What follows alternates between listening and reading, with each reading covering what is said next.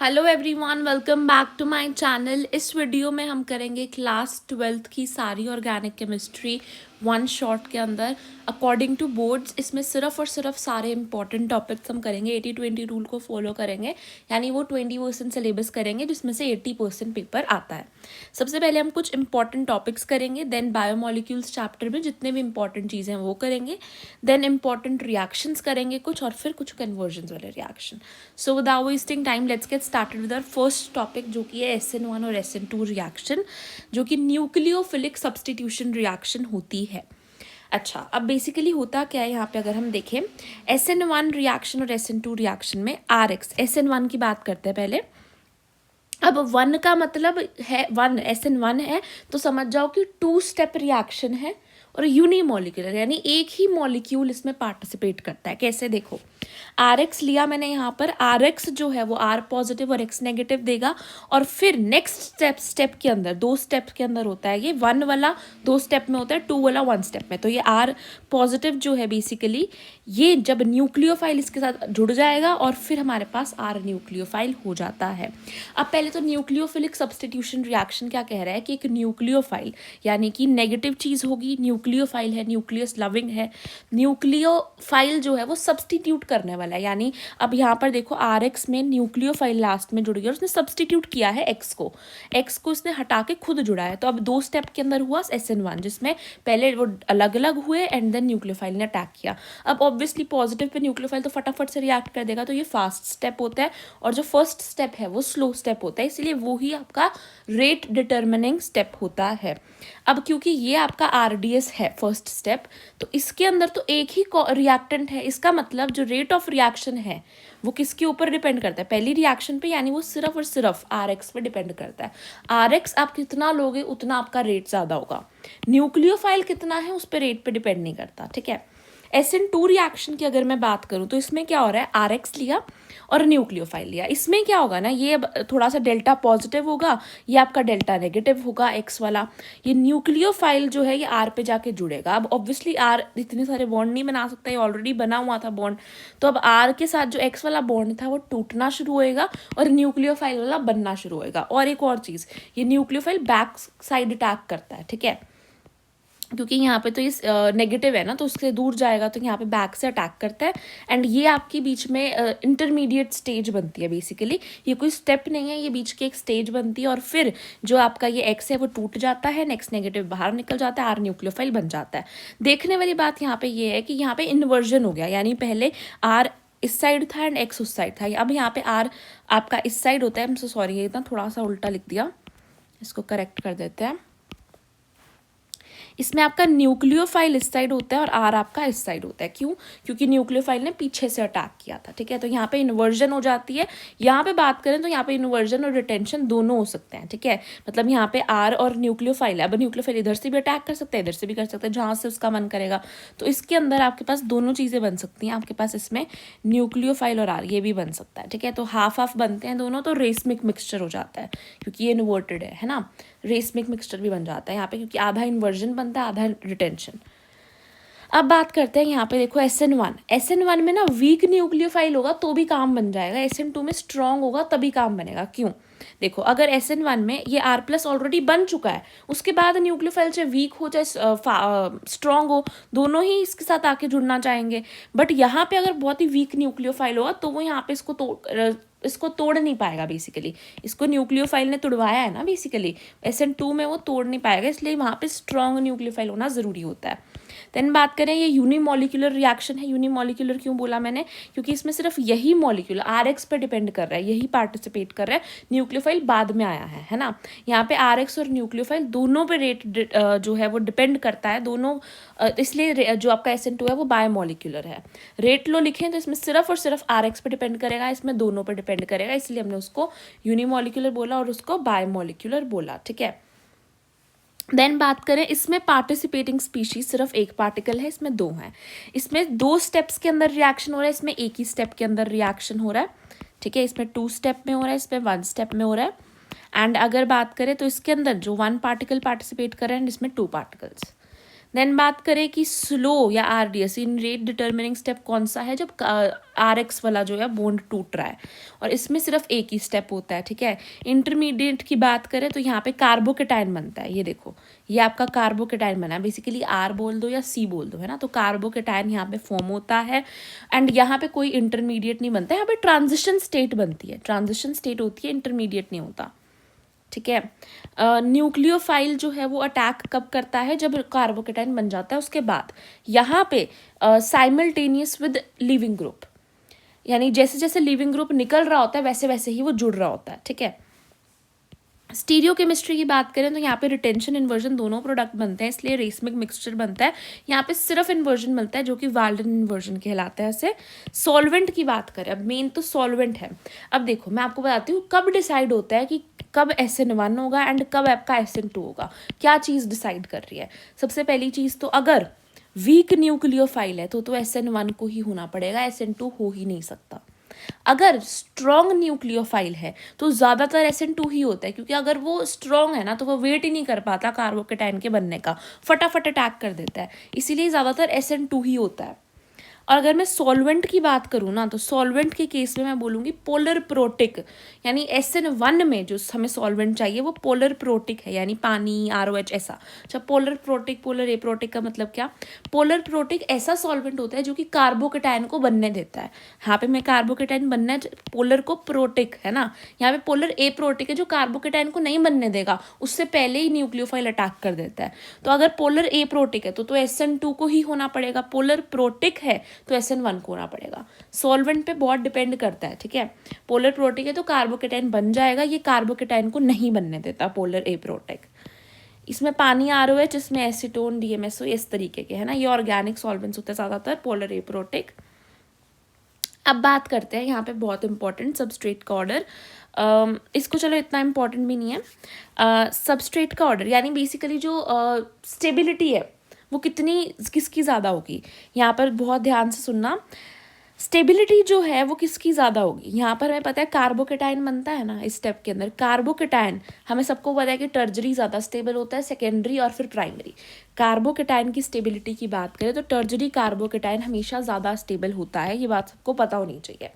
टर्जरी, secondary and then primary. अब यहाँ पे कार्बोकेटाइन अगर स्टेबल नहीं होगा तो पहला स्टेप ही नहीं हो पाएगा, पहला स्टेप ही तो स्लो स्टेप है, दूसरा तो हो ही जाएगा। इसीलिए आपका ये जो स्टेबिलिटी है यानी ऑर्डर है, टर्जरी जो है वो ज़्यादा रिएक्ट करता है यहाँ पे SN1, टर्जरी ज़्यादा दिखाता है, then secondary and then primary, ठीक है। ये इसलिए ये वाला ऑर्डर आता है, भी काफ़ी इंपॉर्टेंट है। देन बात करें SN2 के अंदर, SN2 के अंदर क्या हो रहा है, अगर आपका मैं बोलती हूँ यहाँ पे तो कोई कार्बोकेटाइन नहीं बन रहा, यहाँ पे आपका प्राइमरी ज़्यादा स्टेबल है, फिर सेकेंडरी, फिर टर्जरी, उल्टा हो गया। क्यों, अगर ये टर्जरी होगा तो न्यूक्लियोफाइल इजीली अटैक नहीं कर पाएगा क्योंकि स्टेरिक हिंड्रेंस बहुत ज़्यादा होगी, इसलिए यहाँ पे प्राइमरी ज़्यादा जल्दी रिएक्ट करेगा, फिर secondary and then tertiary. Basically ये रिएक्ट करने का ऑर्डर है कितनी जल्दी। अब हमें 3 बातें बहुत इंपॉर्टेंट पता चली हैं कि अगर मेरे पास रिएक्शन के अंदर स्ट्रॉन्ग न्यूक्लियोफाइल है तो ज़्यादा चांसेस है कि SN2 होगा, अगर वीक न्यूक्लियोफाइल है तो मेरे को लगता है तो फिर तो SN1 रिएक्शन ही होगा। अगर मेरे को दे दिया क्वेश्चन में पोलर प्रोटिक सॉल्वेंट है तो मैं बोल दूंगी SN1 होगा, पोलर एप्रोटिक है तो मैं बोल दूंगी SN2 होगा। अगर मुझे बोल दिया कि टर्जरी कार्बोकेटाइन मतलब टर्जरी RX है, बेसिकली टर्जरी RX है, तो मैं बोल दूंगी कि SN1 होगा, क्योंकि SN2 तो टर्जरी में बहुत अनफेवरेबल सा हो जाएगा क्योंकि वहाँ पे स्टेरिक हिंड्रेंस ज़्यादा है, तो इसलिए SN1 होगा। अगर मेरे को बोल दिया गया प्राइमरी है तो मैं बोल दूंगी SN2 होने के ज़्यादा चांसेस है, ठीक है। आई होप आपको समझ में आ रहा है।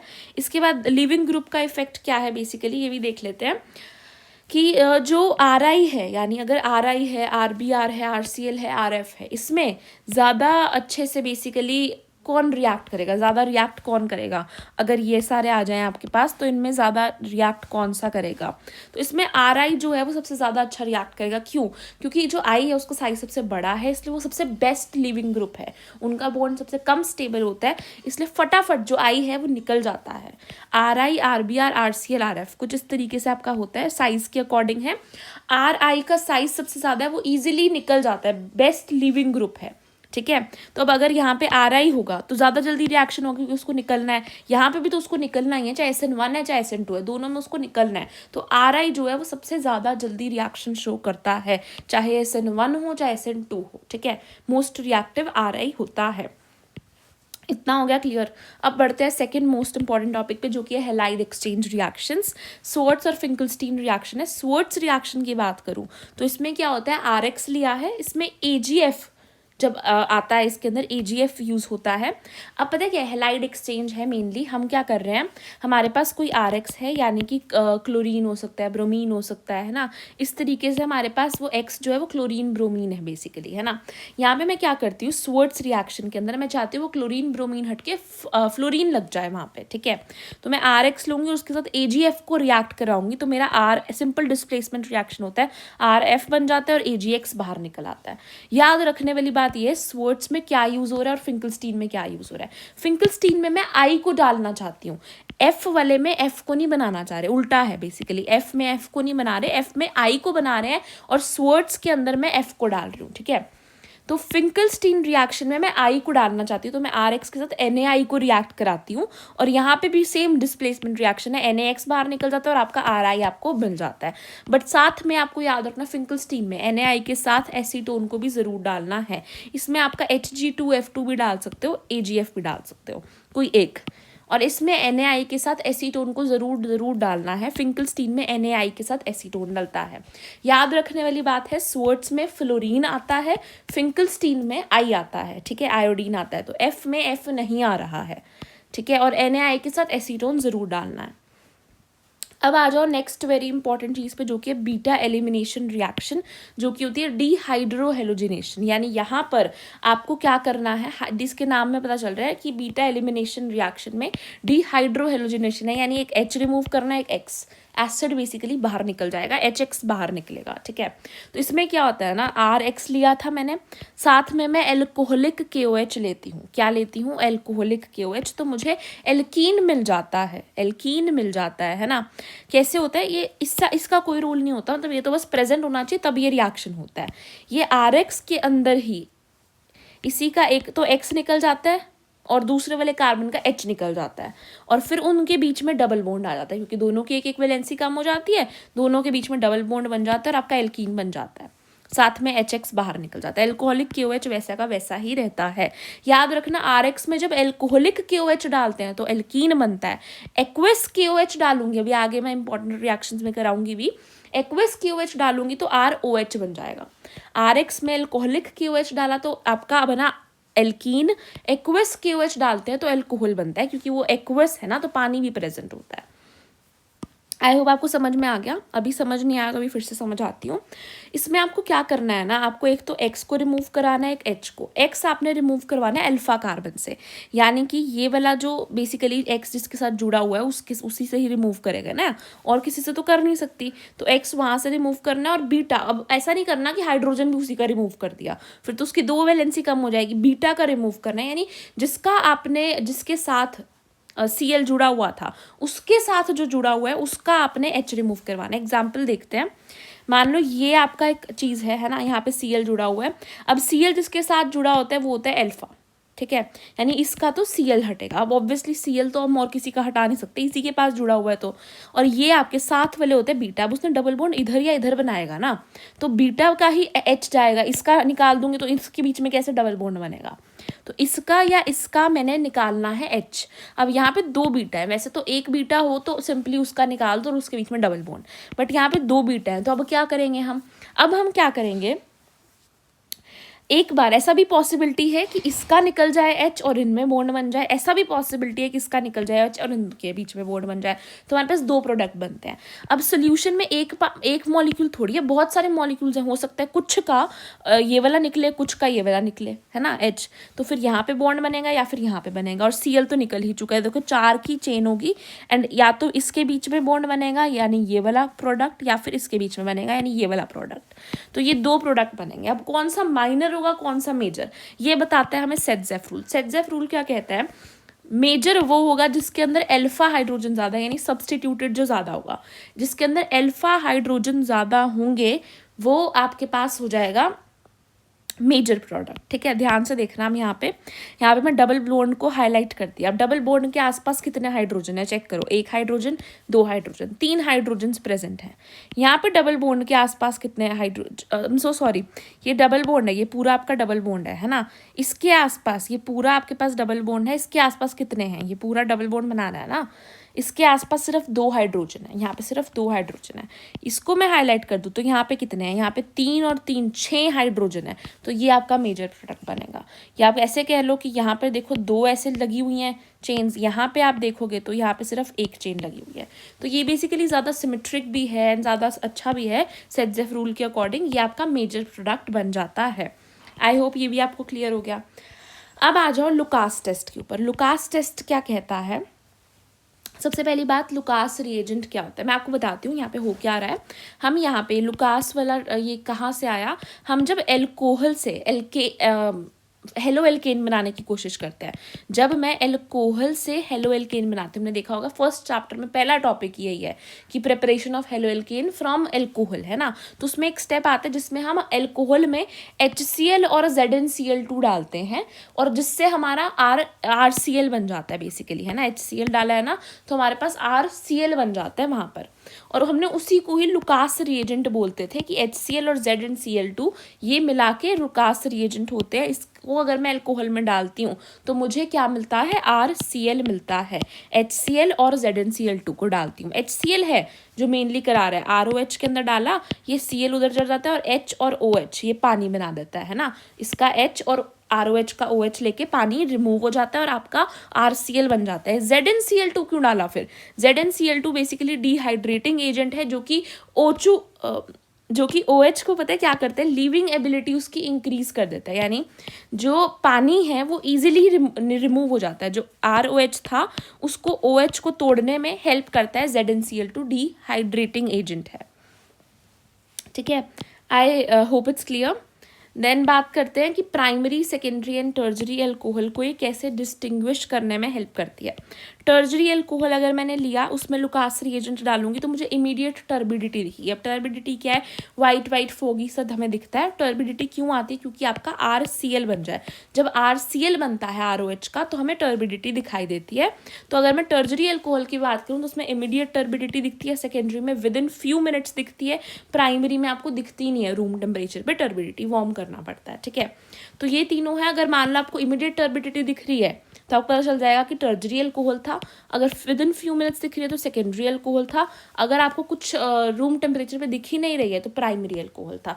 इससे हम पता लगा सकते हैं कि कौन सा अल्कोहल है, इसलिए हमने इसको डिस्टिंग्विश टेस्ट के अंदर रखते हैं, ठीक है। I hope it's clear. अब आते हैं नेक्स्ट रिएक्शन जो कि है आपके पास कोलबेज रिएक्शन के ऊपर। कोलबेज रिएक्शन में क्या हो रहा है, हमने ये फिनोल लिया, ठीक है। फिनोल में मैं डालती हूँ NaOH और इसमें बेसिकली NaOH डलता है पानी को रिमूव करने के लिए, ठीक है।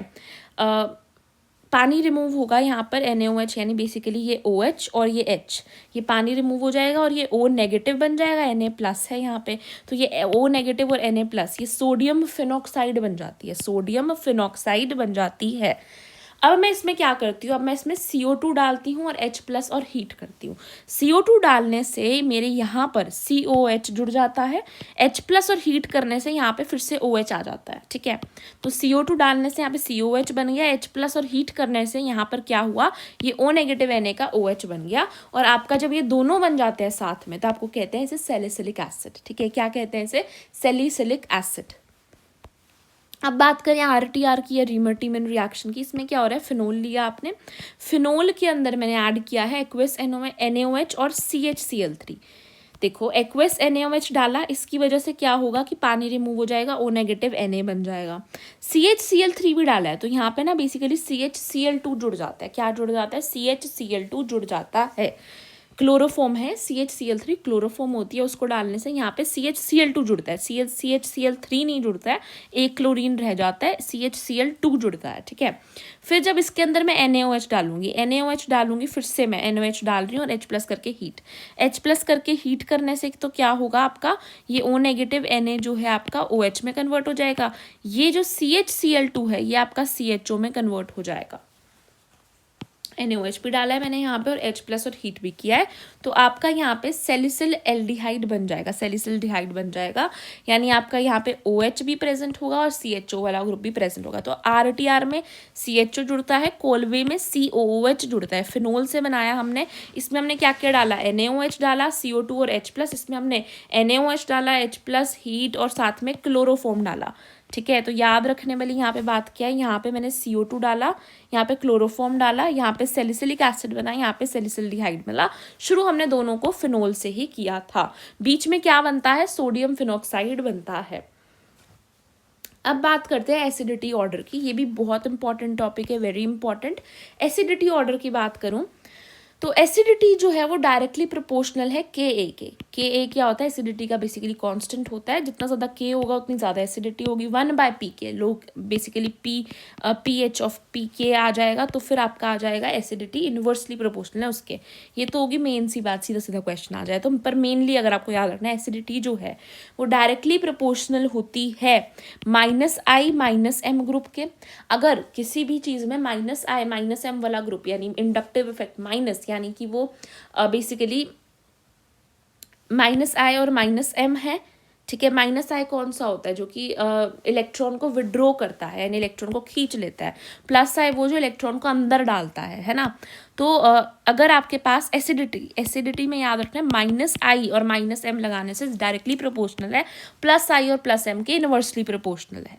और स्टेबिलिटी ऑफ एनायन की भी डायरेक्टली प्रोपोर्शनल है। कौन सी स्टेबिलिटी, अब हमें पता है कि जो एसिड है वो H प्लस को डोनेट करता है। ठीक है, मान लो मैं ROH को टेस्ट कर रही हूँ, तो इसका मैंने H प्लस डोनेट कराया, तो एक एनायन बन जाएगा RO नेगेटिव, है ना, और H प्लस बाहर निकल जाएगा। तो RO नेगेटिव जितना स्टेबल होगा उतना अच्छा वो एसिड होगा, उतनी जल्दी वो H प्लस देगा जितना स्टेबल आपका ये एनायन होगा। इसलिए स्टेबिलिटी ऑफ एनायन पे भी डायरेक्टली प्रोपोर्शनल होता है। याद रखने वाली बात ये है सबसे मेन, -I और -M इफेक्ट के डायरेक्टली प्रोपोर्शनल है। +I +M के +I लिख रखा है यहाँ पे, +M आएगा। ठीक है, तो ये +I और +M के इनवर्सली प्रोपोर्शनल होता है। अब यहाँ पर अगर मैं बात करूँ ROH और वाटर को कंपेयर किया मैंने, तो मेरे को पता चला कि वाटर जो है ज़्यादा एसिडिक है। ऐसा क्यों भाई, यहाँ पे भी OH है, यहाँ पे भी OH है। ठीक है, अब यहाँ पे R ग्रुप प्रेजेंट है। R ग्रुप जो होता है, मैं आपको बता देती हूँ, +I जो होता है बेसिकली आपके CH3 C2H5 बेसिकली, जो आपके R ग्रुप है वो सारे +I होते हैं। -I आपके NO2 Cl CN COH इस तरीके के होते हैं। तो यहाँ पे क्योंकि ये R प्रेजेंट है तो ये +I इफेक्ट दिखाता है। यहाँ पे +I लग रहा है तो एसिडिटी इसकी कम होगी, यहाँ पे ना +I है ना -I है, तो न्यूट्रल सा है, तो इसीलिए इसकी एसिडिटी ज़्यादा होती है। किसकी, पानी की एसिडिटी ज़्यादा होती है एज कम्पेयर टू एल्कोहल। ये बात क्लियर होती है। इसके बाद आ जाओ नेक्स्ट इंपॉर्टेंट चीज़ पे, COH फिनोल और एल्कोहल की बात करें तो कार्बोक्सिलिक एसिड ज़्यादा एसिडिक होता है, फिनोल उससे कम एसिडिक होता है, एंड देन एल्कोहल।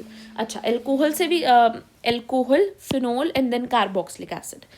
सबसे ज़्यादा एसिडिक COH होता है, देन फिनोल। एल्कोहल से ज़्यादा फिनोल है। ठीक है ना, अब यहाँ पे आपको बताती हूँ कैसा, ऐसा क्यों है। COH की बात करें अगर हम, तो यहाँ पे क्या है, CO नेगेटिव आयन जो बनता है ये बहुत ज़्यादा स्टेबल होता है रेजोनेंस की वजह से। मैंने आपको बताया ना स्टेबिलिटी ऑफ एन आयन पे डिपेंड करती है।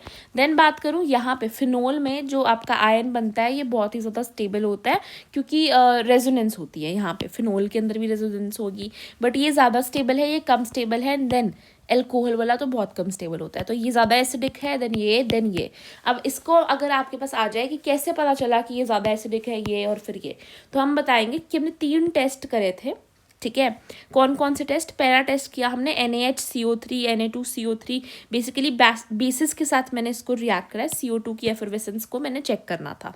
तो ये कार्बोक्सिलिक एसिड ने दिखाया, फिनोल और एल्कोहल किसी ने भी नहीं दिखाया। देन मैंने NaOH की सोल्ट फॉर्मेशन, यानी बेसिकली मैंने NaOH डाला।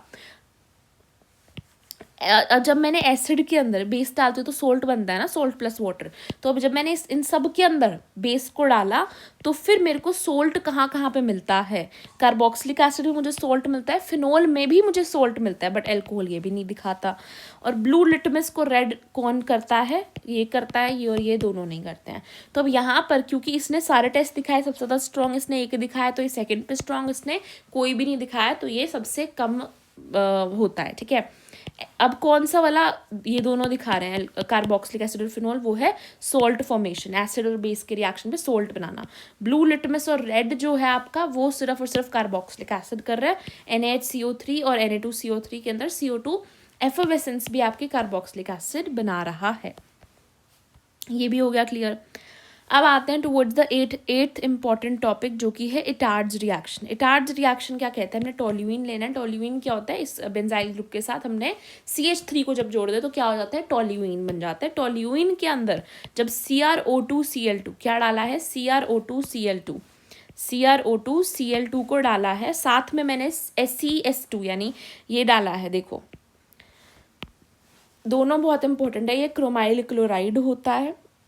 इटार्ड रिएक्शन में टोल्यूइन के अंदर जब ये डालते हैं CrO2Cl2, ठीक है, और यहाँ पे मैं CS2 डालती हूँ। CS2 यहाँ पे सॉल्वेंट है और इसको हम क्रोमाइल क्लोराइड कहते हैं। यहाँ पे सॉल्वेंट पूछ लिया जाता है इटार्ड रिएक्शन में, सॉल्वेंट कौन है, तो CS2 होता है, ठीक है। आगे देखें तो यहाँ पे क्या होता है, ये वाला रिएक्शन होने के बाद यहाँ पे आपको ये आपका एज इट इज़ रहता है। यहाँ पे जो आपका CH3 था उसकी जगह पे CH रहता है, 2H हट के ये जुड़ जाता है। क्या है ये, OCroHCl2 इसका पूरे का होल ट्वाइस, यानी ऐसे ऐसे बेसिकली ये एक ग्रुप है, ठीक है। एक तो इस कार्बन पे ये वाला बॉन्ड बना हुआ है, एक H का बना हुआ है, दो बॉन्ड खाली हैं, एक इसने इसके साथ बना रखा है कार्बन ने, एक और ऐसा ग्रुप है उसके साथ भी बना रखा है। तो ये पूरे दो ग्रुप्स लगे होते हैं। तो क्या है, OCroHCl2 कौन सा ग्रुप आके जुड़ जाता है, OCroHCl2, और ये 2 टाइम्स जुड़ जाता है, ठीक है। इसे मैं कहती हूँ क्रोमियम का कॉम्प्लेक्स बन जाता है।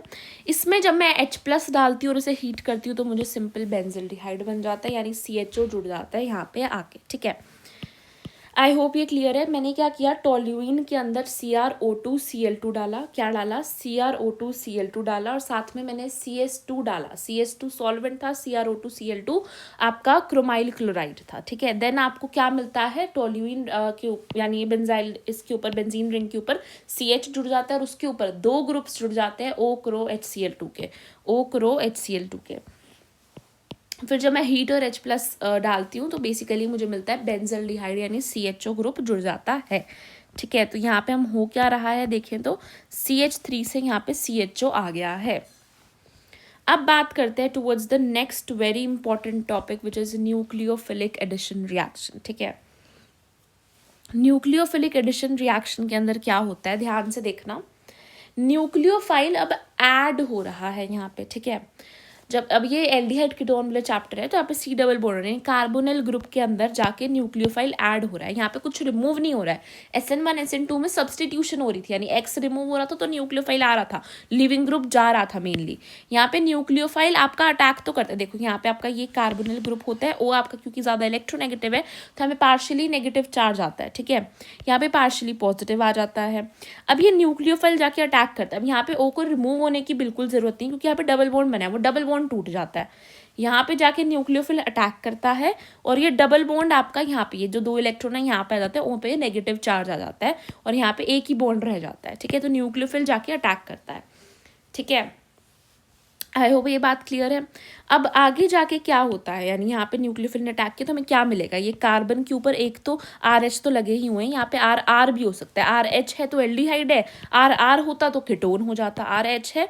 यहाँ पे आपका O नेगेटिव जाके O नेगेटिव तो यहाँ पे एक बॉन्ड रह जाएगा ना, एक बॉन्ड टूट गया और O के ऊपर नेगेटिव चार्ज आ जाएगा।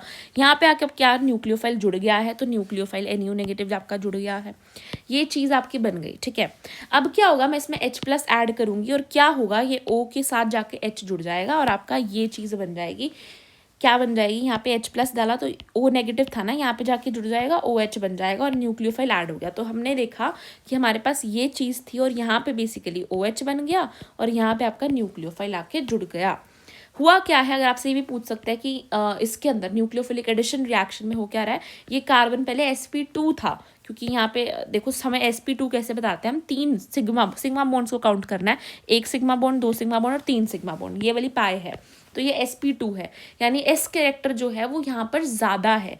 यानी कितना है, देखो sp2 के अंदर S कैरेक्टर जो है ज़्यादा है, sp3 में कम है, ठीक है। यहाँ पे कार्बन है, यहाँ पे OH आ जाएगा एंड देन ये न्यूक्लियोफाइल, और यहाँ पे अभी सारे सिग्मा बॉन्ड, यहाँ पे कोई पाई बॉन्ड नहीं है, तो 4 आगे तो sp3 हो जाता है हाइब्रिडाइजेशन। ठीक है, आई होप ये क्लियर है। अब इसके अंदर ही हम बात करते हैं, एल्डिहाइड जो है वो ज़्यादा रिएक्शन देते हैं, ज़्यादा क्यों कीटोन से, मतलब अगर ये वाला रिएक्शन की बात करूँ न्यूक्लियोफिलिक एडिशन, तो एल्डिहाइड ये बहुत इजीली देते हैं as compare to ketone. Aldehyde इस रिएक्शन के प्रति ज़्यादा रिएक्टिव है एज कम्पेयर टू कीटोन।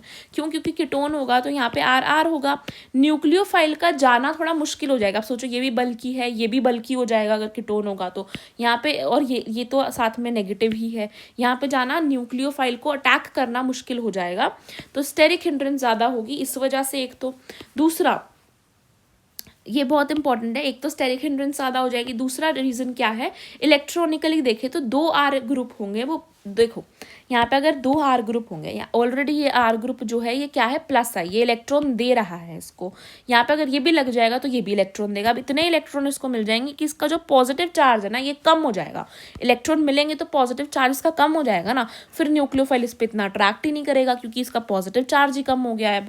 समझ रहे हो आप? तो एल्डिहाइड ज़्यादा रिएक्टिव है कीटोन से। क्यों? पहले तो स्टेरिक हिंड्रेंस ज़्यादा है, दूसरा जब हम इलेक्ट्रॉनिकली बात करें तो 2 R ग्रुप्स जो हैं वो पॉजिटिव चार्ज को कम कर देंगे, यानी पोलैरिटी को कम कर देंगे। दैट्स वाई न्यूक्लियोफाइल के इतनी अट्रैक्शन ही नहीं होगी उसको कार्बन से। ठीक है, देन बात करते हैं बेंजल्डिहाइड है या फिर प्रोपेनल है, यानी एल्डिहाइड है हमारे पास, पर एक पे बेंजीन रिंग जुड़ी हुई है और एक पे आपके पास सिर्फ 3 कार्बन, मतलब बेसिकली 3 कार्बन की स्ट्रेट चेन है एल्डिहाइड की, है ना। प्रोपेनल है एक तो, और एक आपके पास है बेंजल्डिहाइड। तो अब इसमें ज़्यादा रिएक्टिव कौन होगा, बेंजल्डिहाइड या फिर प्रोपेनॉल? तो प्रोपेनॉल जो है वो ज़्यादा रिएक्टिव होगा। ऐसा क्यों? क्योंकि यहाँ पे रेजोनेंस, यहाँ पे भी देखो पॉजिटिव चार्ज यहाँ पे भी आता है कार्बन के ऊपर, यहाँ पे भी आता है, ठीक है, बट यहाँ पे बेंजल्डिहाइड में वो जो डेल्टा पॉजिटिव चार्ज है वो रेजोनेंस में चला जाता है।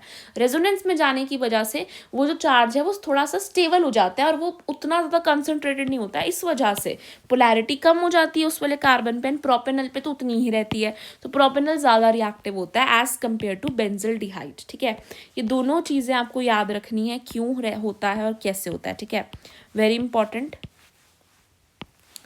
आगे बढ़ते हैं, अब इसी को ही हम यूज़ कर रहे हैं, न्यूक्लियोफिलिक एडिशन रिएक्शन को ही हम 3 तरीके से, मतलब 3 केसेस हैं जिसमें न्यूक्लियोफिलिक एडिशन रिएक्शन हो रही है। पहला तो है रिएक्शन विद HCN। ध्यान से देखो, यहाँ पे भी कार्बोनिल ग्रुप लिया, RH लिया, यहाँ पे RR भी हो सकता था बट फिर वो कीटोन बन जाता। ठीक है, RH लिया है मैंने, यहाँ पे HCN के साथ रिएक्शन करवाया है, क्या होगा। अब यहाँ पे आपके पास HCN यानी CN नेगेटिव भी है और H पॉजिटिव भी है। न्यूक्लियोफाइल कौन होगा यहाँ पे? न्यूक्लियोफाइल की बात करूँ यहाँ पे, मेरा न्यूक्लियोफाइल कौन होगा? CN नेगेटिव होगा, नेगेटिव वाला पार्ट होता है ना, तो न्यूक्लियोफाइल मेरा CN नेगेटिव आ जाता है। ठीक है, देखो यहाँ पे, तो यहाँ पे पहले यहाँ पे CN नेगेटिव इसके साथ रिएक्ट करेगा, क्या होगा, ये वाला बॉन्ड टूटेगा, वो नेगेटिव बनेगा, यहाँ पे आके न्यूक्लियोफाइल जुड़ जाएगा, यानी CN आके यहाँ पे जुड़ जाएगा। ठीक है, अच्छा ये CN अब यहाँ पे आके नेगेटिव नहीं रहता क्योंकि यहाँ पे बॉन्ड बन चुका है ना, ये O नेगेटिव नेगेटिव है, ठीक है, और ये CN नेगेटिव है। अब ये HCN था ना, CN तो जुड़ गया, अब जो H पॉजिटिव है वो यहाँ पे आके OH साथ जुड़ जाएगा और आपका साइनोहाइड्रिन बन जाएगा। साइनोहाइड्रिन क्यों बोल रही हूँ मैं इसे, क्योंकि यहाँ पर आपका मैंने H क्यों बना दिया फिर से, ये CN है। ठीक है, अब देखो ये CN जुड़ गया है और OH जुड़ गया है, तो साइनोहाइड्रिन, इसको मैंने क्या बोला, कार्बन के ऊपर एक तो ये है, यहाँ पे अगर कीटोन होता तो यहाँ पे R आ जाता, इसके अंदर OH ग्रुप भी है और CN ग्रुप भी है, तो मैंने इसे क्या बोल दिया, साइनोहाइड्रिन बोल दिया। ठीक है, आगे बढ़ते हैं, इसके ही इसी टाइप का ही नेक्स्ट रिएक्शन है NaHSO3। अब यहाँ पे बात करें, यहाँ पे भी तो न्यूक्लियोफाइल देखें तो यहाँ पे न्यूक्लियोफाइल आपका हो जाता है HSO3 नेगेटिव, न्यूक्लियोफाइल हो जाता है HSO3 नेगेटिव, और आपका जो Na पॉजिटिव अलग हो जाएगा, HSO3 नेगेटिव आपका अलग हो जाएगा और न्यूक्लियोफाइल वही है। तो यहाँ पे मैंने एक ग्रुप लिया, HSO3 नेगेटिव आया और साथ में Na प्लस भी आया, है ना। ये HSO3 नेगेटिव तो जाके जुड़ जाएगा यहाँ पे कार्बन के साथ, है ना। ये HSO3 नेगेटिव, ये पता है कैसे जुड़ता है, ये याद रखना है, HSO3 नेगेटिव ऐसे नहीं जुड़ता, O वाली साइड से जुड़ता है, तो OSO2H, है ना। O वाली साइड से जाके जुड़ता है, H वाली साइड से जाके नहीं जुड़ता, क्योंकि आप खुद सोचो H वाली साइड से जुड़ता तो H दो बॉन्ड थोड़ी बनाता है, एक ही बनाता है, इसलिए O वाली साइड से जाके जुड़ता है, OSO2H इस तरीके से जुड़ता है। और यहाँ पे O नेगेटिव आना था, पहले मैं 2 स्टेप में भी कर सकती हूँ, O नेगेटिव आना था, फिर ये Na+ जाके उधर जुड़ जाना था Na में। अब यहाँ पे ONA जुड़ गया, OSO2H, ये O से जुड़ता है, याद रखना है। अब क्या होगा, क्योंकि मुझे OH बनाना होता है ना, तो इसका H और इसका Na दोनों इंटरचेंज मान देंगे, यानी प्रोटोन का ट्रांसफर, इसको प्रोटोन कह रहे हैं ना H+ को, तो ये दोनों ट्रांसफर हो जाएगा इनका, तो यहाँ पे आपके पास ये बन जाएगा, ये OH बन जाएगा, ये आपका OSO2Na बन जाएगा। ठीक है, नेक्स्ट रिएक्शन इसी का ही है RMGX के साथ, ये वाला रिएक्शन भी वेरी इंपॉर्टेंट है। ठीक है, ग्रिग्नार्ड रिएजेंट वाला RMGX के साथ आपका रिएक्शन होगा। जब मैंने फॉर्मल्डिहाइड लिया और RMGX डाला तो मेरे को प्राइमरी अल्कोहल मिलता है। RCHO लिया तो मैंने RMGX डाला तो मुझे सेकेंडरी अल्कोहल मिलता है। RCOR डाला तो मैंने टर्शरी अल्कोहल मिलता है। ठीक है, यानी फॉर्मल्डिहाइड लेंगे तो प्राइमरी अल्कोहल, एल्डिहाइड कोई और लेंगे तो सेकेंडरी अल्कोहल, अगर मैंने लिया है आपका कीटोन कोई तो टर्शरी अल्कोहल। यहाँ पे क्या होता है, ये आपका R आपका पॉजिटिव हो जाता है, MgX नेगेटिव हो जाता है। ठीक है, और आपका ये MgX जाके अटैक करेगा वहाँ पे। ठीक है, और आपका जो OR बन जाएगा, O नेगेटिव होगा, O के साथ जाके R जुड़ जाएगा, R पॉजिटिव, तो OR बन जाएगा और एक साइड आपका MgX बन जाएगा। फिर जब मैं उसकी हाइड्रोलिसिस कराती हूँ तो फिर मुझे अल्कोहल मिलता है। ठीक है, यहाँ पे H3O+ का भी इंपॉर्टेंट रोल है, H3O+ होगा तभी आपको अल्कोहल मिलता है। ठीक है, तो ये आपका RMGX के साथ रिएक्शन हो गया। अब आते हैं हम नेक्स्ट पे, which is your dehydration. Dehydration के अंदर क्या हो रहा है ना, देखो ये कार्बोनिल ग्रुप था मेरा, उस पर R और H अटैच थे, ये कार्बोनिल ग्रुप था, उस पर R और H, यानी एल्डिहाइड है बेसिकली, R होता तो कीटोन होता। ठीक है, तो यहाँ पे मैंने क्या किया ना, यहाँ पे मैंने इसे NH3 से रिएक्ट कराया, पर डिहाइड्रेशन नाम से पता चल रहा है कि क्या होगा, पानी रिमूव होगा। तो ये O तो यहाँ पे था ही, इसको मैंने ऐसे लिख लिया H2NH करके, तो यहाँ पे मैंने OH2 को रिमूव करा दिया, यानी पानी रिमूव हो गया। ठीक है, पानी रिमूव हो गया। अच्छा, H+ डालना होता है इसमें रिएक्शन के अंदर, क्या होगा, कुछ नहीं है, ये रिमूव हो गया, ये C के साथ जाके NH उड़ जाएगा, है ना, ये C के साथ डबल बॉन्ड नहीं रहेगा, क्योंकि N की वैलेंसी भी 3 होती है ना, एक ये 2 ये, है ना, तो यहाँ पे आपका NH जाके जुड़ जाएगा, ये आपका बनता है आपका प्रोडक्ट। ठीक है, ये बहुत इंपॉर्टेंट है डिहाइड्रेशन रिएक्शन। ठीक है, अब यहाँ पे ज़रूरी नहीं है, हम यहाँ पे H की जगह पे ना हमने रिप्लेस कर दिया, Z ले लिया, Z यानी कोई और ग्रुप, ये सारे ग्रुप्स हो सकते हैं उसकी जगह पे। ठीक है, तो क्या होगा, वहाँ पे भी सेम होगा, बिल्कुल सेम, बस N ये इसके साथ जाके Z जुड़ जाएगा। ठीक है, तो अब आपका ये Z क्या हो सकता है, और आपका उसके बाद मैं उस रिएजेंट को क्या बोलूँगी, रिएजेंट यानी इसको क्या बोलूँगी, अगर मैं बोल रही हूँ कि अगर मेरा ZH है तो फिर मैं H2NH को क्या बोलूँगी, अमोनिया। अगर मैंने आपका Z लिया है, मान लो NH2 लिया है, तो मैं यहाँ पे क्या हो जाएगा, H2N NH2, तो यहाँ पे क्या बन जाएगा, हाइड्राजीन बन जाएगा। ठीक है, और यहाँ पे आपका N के साथ जुड़ेगा भी, तो फिर जुड़ेगा भी तो क्या जुड़ेगा, NH2, यहाँ पे जुड़ेगा भी NH2, तो वो क्या बन जाएगा, उसे मैं क्या बोलूँगी, ऑक्साइन।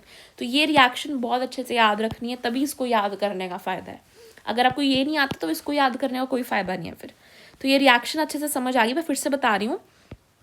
कार्बोनिल ग्रुप पे RH तो जुड़े ही हुए थे, यहाँ पे मैंने इसको किसके साथ रिएक्ट कराया, H2NZ के साथ। Z आपका कोई भी डिफरेंट ग्रुप है, H2 रिमूव हो जाएगा, N जाके तो जुड़ जाएगा, साथ में आपका Z ग्रुप जुड़ेगा। जो हम Z ग्रुप पढ़ रहे हैं वो ये है, और उस Z ग्रुप अगर ये लगा हुआ है तो रिएजेंट यानी इसको मैं क्या बोलूँगी, उसका नाम है, एंड इसको मैं क्या बोलूँगी, जो प्रोडक्ट बन रहा है उसका नाम है। तो अगर आपका Z मान लो NH2 है, यहाँ पे मान लो NH2 लगा हुआ था, तो मैं इसको बोलती हाइड्राजीन, इसको मैं बोलती हाइड्राजोन।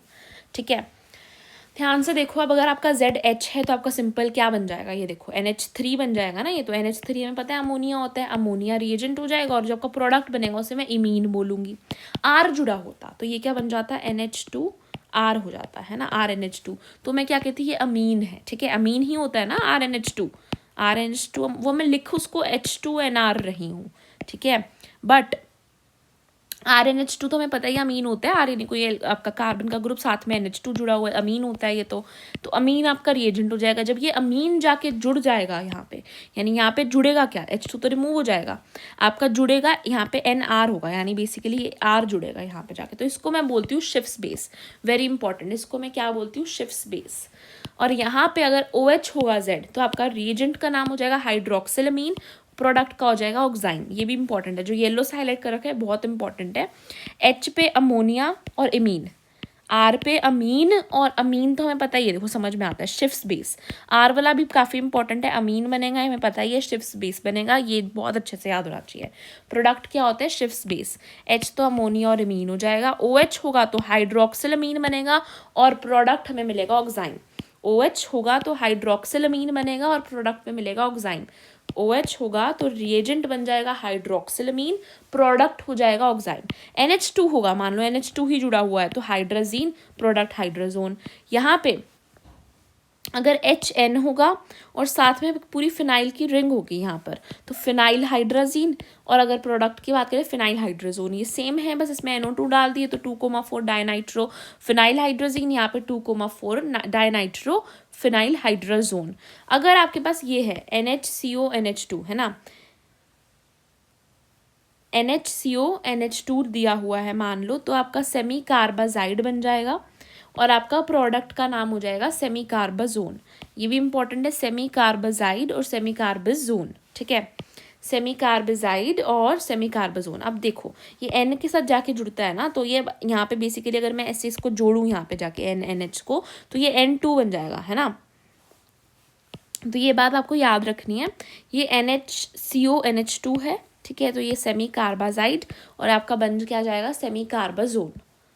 प्रोडक्ट में सेमी कार्बाजोन और यहाँ पे आपका रिएजेंट जो होगा बेसिकली वो सेमी कार्बाजाइड बन जाएगा। एक बार फिर से बता रही हूँ, OH होगा तो हाइड्रोक्सिलमीन ऑक्साइड, ये होगा NHCO NH2 तो सेमी कार्बाजाइड और semicarbazone. NHCO NH2 semicarbazide और सेमी कार्बाजोन। OH है तो हाइड्रोक्सिलमीन और ऑक्साइन। R है तो अमीन और शिफ्ट बेस, ठीक है। अब आते हैं हम नेक्स्ट पे, जो कि आपका होता है बेसिसिटी ऑफ एमीन्स, यानी अब बेसिसिटी की बात आ गई है। पहले हमने एसिडिटी पढ़ी है, बेसिसिटी किसके डायरेक्टली प्रोपोर्शनल होगी, KB के, इनवर्सली प्रोपोर्शनल होगी KA के, डायरेक्टली प्रोपोर्शनल होगी डायरेक्टली प्रोपोर्शनल होगी PKA के, समझ रहे हो, उसके एसिडिटी जितनी ज़्यादा बेसिसिटी उतनी कम, है ना, तो 1/PKB। अब डायरेक्टली प्रोपोर्शनल है, वो -I - M की थी एसिडिटी, अब बेसिसिटी की बात करूँ तो +I+M के डायरेक्टली प्रोपोर्शनल है, -I - M के इनवर्सली प्रोपोर्शनल है, बहुत सिंपल। बेसिसिटी ऑफ अमीन्स की बात करें, जो अमीन्स हैं वो एक्ट करते हैं बेसिस की तरह, क्योंकि उनके पास लोन पेयर होता है नाइट्रोजन के ऊपर, इसलिए वो H+ एक्सेप्ट कर लेते हैं। जो देखो जो एसिड होते हैं वो H+ डोनेट करते हैं और जो वो होते हैं वो H+ एक्सेप्ट कर लेते हैं, ठीक है। तो अब इनके पास क्योंकि नाइट्रोजन पे लोन पेयर है तो H+ को एक्सेप्ट कर सकते हैं ये, इसीलिए अमीन्स जो हैं वो बेसिक होते हैं नेचर में। लोन पेयर प्रेजेंट है, जितनी ज़्यादा लोन पेयर प्रेजेंट है उतनी ज़्यादा बेसिसिटी होगी। बेसिसिटी 3 मेन फैक्टर्स पे डिपेंड करती है, बहुत इंपॉर्टेंट है, ध्यान से देखना। पहला तो इंडक्टिव इफेक्ट के ऊपर, अगर कोई एल्काइल ग्रुप ऐसा लगा हुआ है, जैसे मान लो +I+M लगा है, तो वो क्या कर रहा है, इलेक्ट्रॉन दे रहा है और इलेक्ट्रॉन रिच होगा और नेगेटिव आएगा, तो फिर जो H+ है वो इजीली आ जाएगा, यानी H+ को जल्दी एक्सेप्ट करेगा। -I - M उसका माइनस चार्ज खींच लेगा तो वो थोड़ा सा पॉजिटिव हो जाएगा, यानी कम नेगेटिव हो जाएगा बेसिकली, तो फिर जो आपका H+ है वो इजिली वहाँ पे अट्रैक्ट नहीं होगा, H+ को इतनी ईजिली एक्सेप्ट नहीं करेगा। तो इंडक्टिव इफेक्ट में क्या लिखा हुआ है, एल्काइल ग्रुप्स जो है वो इलेक्ट्रॉन को डोनेट करते हैं नाइट्रोजन को, जिससे क्या होता है, लोन पेयर जो होता है वो उसकी अवेलेबिलिटी और ज़्यादा बढ़ जाती है, नेगेटिव चार्ज और बढ़ जाता है, जितने ज़्यादा एल्काइल ग्रुप्स, यानी जितने ज़्यादा +I इफेक्ट होगा उतनी ज़्यादा आपकी हो जाएगी, ठीक है। अच्छा, अब इसके अंदर सीक्वेंस क्या है, टर्जरी की सबसे ज़्यादा बेसिसिटी है, देन सेकेंडरी, देन प्राइमरी और फिर NH3। क्यों, क्योंकि वहाँ पे आपके उतने ज़्यादा एल्काइल ग्रुप्स लग गए ना, तो +I इफेक्ट लग रहा है वहाँ पे, सिंपल है, ये तो सिंपल +I इफेक्ट पे था। अब आ जाओ सॉल्वेशन इफेक्ट क्या है। एक्वस मीडियम जब होगा, एक्वस मीडियम है तो आपकी बेसिसिटी पे क्या असर पड़ता है, तो जो अमीन्स हैं वो प्रोटोनेटेड हो जाते हैं और वो स्टेबलाइज होते हैं हाइड्रोजन बॉन्डिंग विद वाटर। जो अमीन्स हैं जब उनको H+ मिलता है, यानी प्रोटोनेट हो जाते हैं, तो फिर वो स्टेबल हो जाते हैं पानी के साथ हाइड्रोजन बॉन्ड बना के। इसलिए जो लेस बल्की आयंस है, जो कम बल्की, हमें पता है ना सॉल्युबिलिटी का, तो हमें पता है सिंपल होता है, सॉल्युबिलिटी जो जितने लोअर ग्रुप्स हैं वो ज़्यादा सॉल्युबल होते हैं, जितने हायर ग्रुप्स होंगे वो कम सॉल्युबल होते हैं, ठीक है, वो ईजिली घुलते नहीं हैं। जो छोटे ग्रुप्स हैं वो सॉल्युबल होते हैं, जो बड़े होते हैं वो सॉल्युबल नहीं होते हैं, मुश्किल होते हैं। तो जो कम बल्की आयंस होंगे वो जल्दी सोल्यूशन के साथ मिक्स होंगे, यानी जल्दी सॉल्वेट हो जाएंगे, इस वजह से वो हाइड्रोजन बॉन्ड जल्दी बनाएंगे और प्रोटोनेटेड अमीन ज़्यादा स्टेबल होंगे। सेकेंडरी अमीन्स जो है वो सबसे ज़्यादा सॉल्वेट अच्छे से होते हैं। ऐसा क्यों हो रहा है, एक तो देखो मैं मानती हूँ प्राइमरी अमीन्स, सेकेंडरी अमीन्स और टर्जरी अमीन्स की बात करें तो देखो सेकेंडरी अमीन्स, प्राइमरी अमीन्स की बात कर रही हूँ, देखो ध्यान से सुनना, इससे आपका बहुत इंपॉर्टेंट चीज़ कवर हो रही है। प्राइमरी अमीन्स, सेकेंडरी और टर्जरी। अगर हम सॉल्युबिलिटी की बात करें तो प्राइमरी सबसे इजीली सॉल्युबल होना चाहिए, सेकेंडरी उससे कम, और टर्जरी सबसे कम सॉल्युबल होना चाहिए, ठीक है। तो सॉल्युबिलिटी में देखें तो प्राइमरी जीत जाता है। अगर मैं बात कर रही हूँ इंडक्टिव इफेक्ट में, इंडक्टिव इफेक्ट में देखा ना, प्राइमरी हार भी तो जाता है, क्योंकि उसमें इंडक्टिव इफेक्ट, बेसिसिटी कम हो जाती है उसकी, क्योंकि उस पर प्लस आई इफेक्ट जो होता है वो कम लग रहा होता है, टर्जरी पे ज़्यादा लग रहा होता है। तो यहाँ पे टर्जरी जीतता है, यहाँ पे प्राइमरी जीतता है। फिर सेकेंडरी क्यों, सेकेंडरी यहाँ से भी थोड़ा ठीक ठीक आया था, यहाँ से भी ठीक ठीक, तो ऑल ओवर जब हम देखते हैं तो फिर सेकेंडरी अमीन्स अगर एक्वस मीडियम है, अगर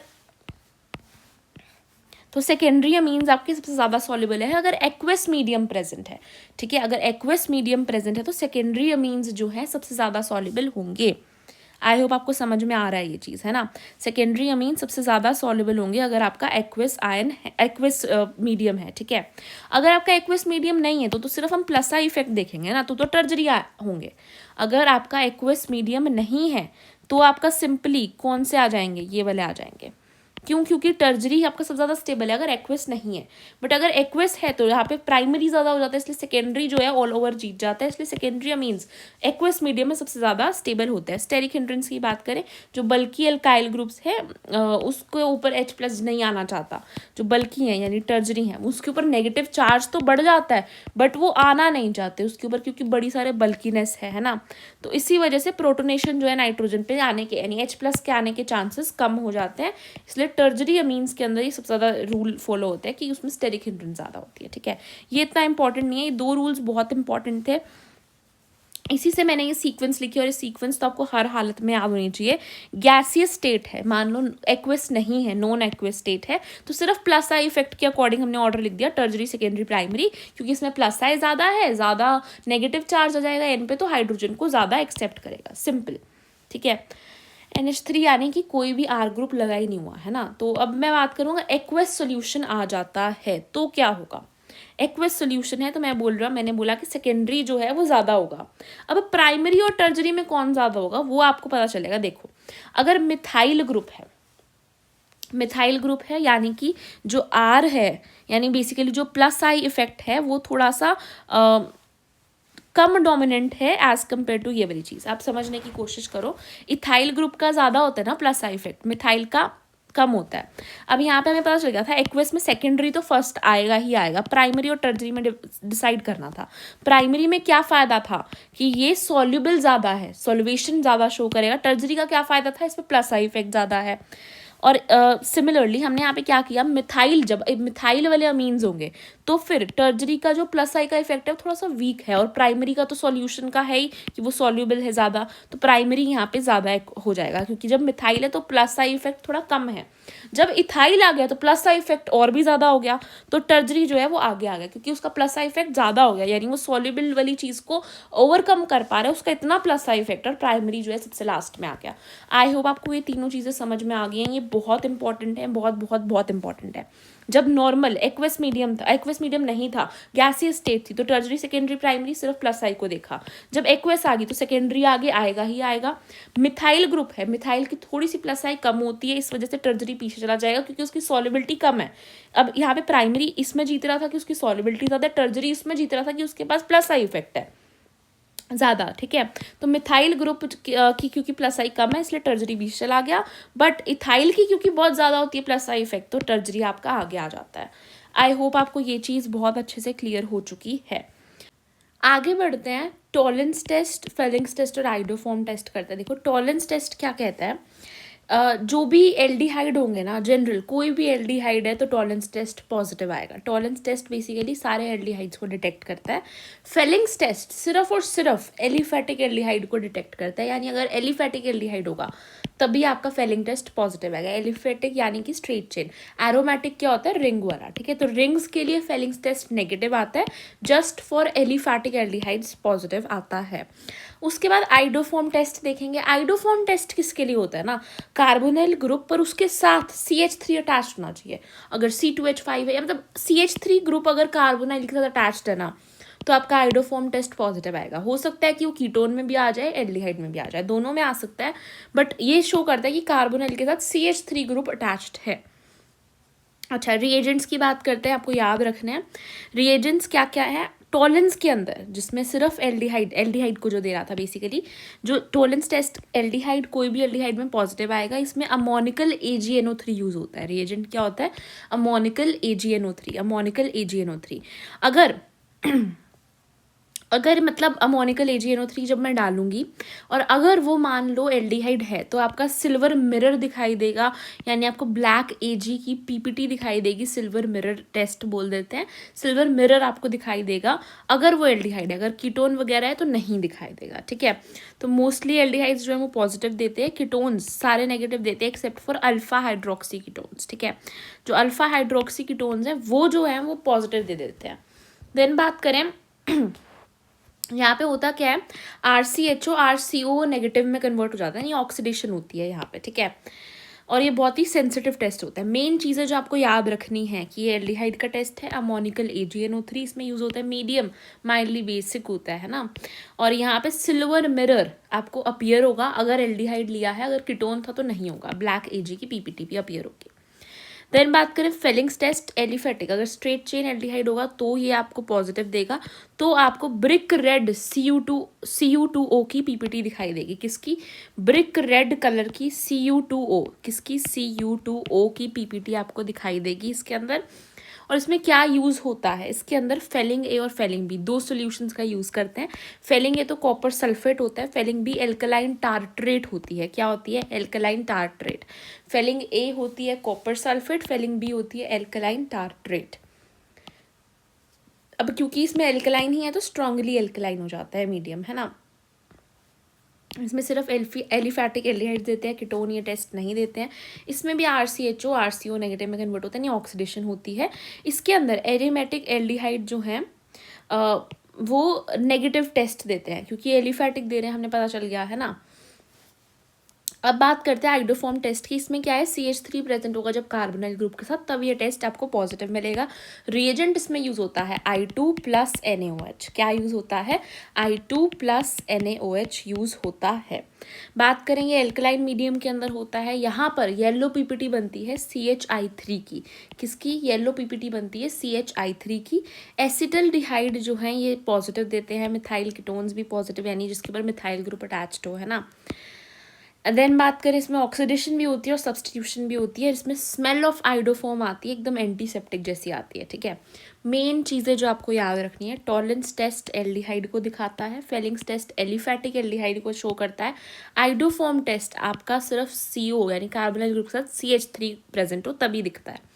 इसमें अमोनिकल AgNO3 यूज होती है टॉलेंस टेस्ट में, फेलिंग्स में कॉपर सल्फेट और एल्कलाइन टार्ट्रेट, इसमें I2 + NaOH। इसमें सिल्वर मिरर या ब्लैक Ag की PPT आती है, इसमें ब्रिक रेड Cu2O की, इसमें येलो PPT आती है ऑफ CHI3, ठीक है। I hope it's clear. आगे बढ़ते हैं टुवर्ड्स द कार्बेलामाइन टेस्ट, जो कि आइसोसाइनाइड टेस्ट होता है। इसका काम होता है प्राइमरी अमीन्स को आइडेंटिफाई करना, यानी सिर्फ प्राइमरी अमीन्स ही ये टेस्ट पॉजिटिव देते हैं। आइसोसाइनाइड टेस्ट भी कहते हैं। इसमें रिएजेंट्स क्या है? CHCl3 और एल्कोहलिक KOH। CHCl3 और एल्कोहलिक KOH। इसके अंदर बहुत ही एक्सट्रीमली फाउल स्मेल आती है, आइसोसाइनाइड बन जाता है। अच्छा, अब क्या होगा अगर प्राइमरी अमीन्स होंगे, तो आपका RNC बन जाएगा, यानी कि RNH2 से आपका RNC बन जाएगा आइसोसाइनाइड, जिसकी बड़ी ही फॉल स्मेल होगी। अगर ये बन रहा है दैट मीन्स कि प्राइमरी अमीन्स थे, यानी फॉल स्मेल आपको सूंघने को मिलेगी, ठीक है। ये इसकी रिएक्शन है, चाहो तो इसे याद रख सकते हो। सिर्फ प्राइमरी अमीन्स देते हैं, सेकेंडरी और टर्जरी नहीं देते। एलिफैटिक एरोमेटिक दोनों देते हैं, बट सिर्फ प्राइमरी होने चाहिए वो, ठीक है। तो कार्बेलामाइन टेस्ट जो है वो एक कंफर्मेटरी टेस्ट है प्राइमरी अमीन्स के लिए। जो हमने रिएक्शन देखी थी, गेब्रियल थैलेमाइड रिएक्शन होती है, गेब्रियल थैलेमाइड रिएक्शन, उसमें भी सिर्फ प्राइमरी अमीन्स बनते हैं। तो ऐसा क्वेश्चन बहुत बार आता है कि गेब्रियल थैलेमाइड सिंथेसिस से जो अमीन बनता है वो किस टेस्ट से कंफर्मेटरी, उससे पता चलता है कार्बेलामाइन से, ठीक है। आगे बढ़ते हैं टुवर्ड्स द नेक्स्ट टेस्ट। ये टेस्ट है नहीं, टेस्ट इसके बाद नहीं है, इसके बाद हमारे पास पहले डायएज़ोटाइजेशन है, फिर पढ़ेंगे हाइजेनबर्ग टेस्ट, ठीक है। तो diazotization reaction, very important reaction. Aniline को हम BDS में कन्वर्ट करते हैं। BDS क्या होता है? Benzene diazonium salt. एलेनिल क्या है? आपकी फिनाइल ग्रुप के साथ NH2 जो है आपका अटैच्ड है, ठीक है। बेंजीन रिंग के साथ NH2 जो है वो अटैच्ड होना चाहिए, तो एनिलिन बोलूँगी मैं। एनिलिन में जब मैं NaNO2 और HCl डालती हूँ, क्या डालती हूँ, NaNO2 और HCl। एनिलिन में जब मैं NaNO2 और HCl डालती हूँ तो मुझे मिल जाता है BDS, जो कि होती है N2 positive Cl negative. N2 positive और Cl नेगेटिव, इसे बेंजीन डाइजोनियम सॉल्ट कहते हैं, इसे ही हम डायजोटाइजेशन रिएक्शन कहते हैं। NH2 यानी कि बेसिकली एनिलिन के से आपका क्या बनता है, BDS। NH2 की जगह आ जाता है N2 पॉजिटिव Cl नेगेटिव, क्या डालने से, NaNO2 HCl डालने से। अब इस BDS से ना हम बहुत सारी चीज़ें बना सकते हैं, तो ये सारे रिएक्शंस हैं। सबसे पहले अगर मैं BDS के अंदर Cu2Cl2 डाल दूँ तो मेरे पास क्लोरोबेंजीन बन जाता है, इसे सैंडमेयर रिएक्शन बोलते हैं। अगर मैं स्कोपर और HCl डाल दूँ तो मुझे गैटरमैन रिएक्शन बोलूँगी और मेरा क्लोरोबेंजीन बन जाता है। देन अगर मैं Ki डालूँ तो मेरे को आयोडोबेंजीन मिल जाता है। अगर मैं HbF4 डाल दूँ और हीट कर दूँ, Ki डालने से क्या मिला, आयोडोबेंजीन, HbF4 डालने से फ्लोरोबेंजीन, CuCN डालने से आपका साइनाइड ग्रुप यहाँ पे आके अटैच हो गया। देन बात करूँगा, मैंने पानी डाला और वार्म कर दिया तो फिनोल बन जाता है। अब यहाँ पे सैंडमेयर और गेटरमैन के अंदर क्या होना, अगर मैं Cu2Br2 डालती तो यहाँ पे मेरे पास ब्रोमोबेंजीन मिलता। अगर मैंने CuHCl की जगह CuHBr डाला तो मुझे आपके पास मिल जाता ब्रोमोबेंजीन, ठीक है। तो यहाँ पे दोनों बन सकते हैं, ब्रोमो और क्लोरो। सैंडमेयर में क्या है, Cu2Cl2, गैटरमैन में क्या है, कॉपर और HCl, ठीक है। आई होप ये चीज़ भी क्लियर है। देन एक कॉन्सेप्ट है ज्विटर आयन का, ये बायोमोलिक्यूल से आया है। ज्विटर आयन बेसिकली क्या होता है ये अमीनो एसिड है आपका। अमीनो एसिड जो होता है वो न्यूट्रल होता है। अमीनो एसिड पे R और H ग्रुप तो अटैच्ड है, साथ में ऊपर COH यानी एसिड होता है, नीचे NH2 बेस होता है, ऊपर एसिड नीचे बेस, तो टोटली न्यूट्रली हो जाता है। और हमें पता है कि एसिड जो है वो H+ को डोनेट करता है, बेस एक्सेप्ट करता है। तो यहाँ पे क्या होता है, इसका H इधर चला आता है, CO नेगेटिव, या NH3 पॉजिटिव, इसी को हम ज्विटर आयन बोलते हैं। यहाँ पे जो ऊपर पोलैरिटी ऑपोजिट आ जाती है, ठीक है, इसी को हमने ज्विटर आयन बोला है। ये रिएक्शन इक्विलिब्रियम के अंदर इस तरीके से होता है। अब आ जाओ हाइजेनबर्ग टेस्ट के ऊपर। हाइजेनबर्ग टेस्ट जो है ये यूज़ होता है प्राइमरी, सेकेंडरी, टर्जरी अमीन्स में डिफरेंशिएट करने में। हमने कार्बेलमाइन टेस्ट पढ़ा था अभी। कार्बेलमाइन टेस्ट सिर्फ प्राइमरी अमीन्स में पॉजिटिव देता है, बट ये तो नहीं बताता ना सेकेंडरी है या टर्जरी, अगर नहीं दे रहा मान लो। तो अगर मुझे प्राइमरी, सेकेंडरी और टर्जरी में डिफरेंशिएट करना है तो मैं हाइजेनबर्ग टेस्ट का यूज़ करूँगी। अगर मुझे सिर्फ प्राइमरी अमीन्स को आइडेंटिफाई करना है तो मैं कार्बेलमाइन टेस्ट करूँगी, ठीक है। हाइजेनबर्ग टेस्ट में हम क्या करते हैं हम लेते हैं बेंजीन सल्फोनाइल क्लोराइड, ठीक है। बेंजीन सल्फोनाइल क्लोराइड, क्या नाम है इसका, बेंजीन ग्रुप बनाया, देन S लगाया, ये OO sulfonyl chloride, benzene sulfonyl chloride, ठीक है। इसमें जब मैं अमीन डालती हूँ, सब में मैंने यही किया है, एक बार मैंने प्राइमरी मीन डाला, एक बार सेकेंडरी, एक बार टर्जरी। तो क्या होता है यहाँ पर मेनली हाइजेनबर्ग टेस्ट क्या करता है, HCl को रिमूव करवाता है, एक इसका H रिमूव कराता है, एक Cl को, तो और इनको आपस में जोड़ देता है। अब यहाँ पर क्योंकि H प्रेजेंट है, H की वजह से ये एल्कली में सॉल्युबल होता है, बेस में ये सॉल्युबल होता है क्योंकि यहाँ पे H प्रेजेंट है।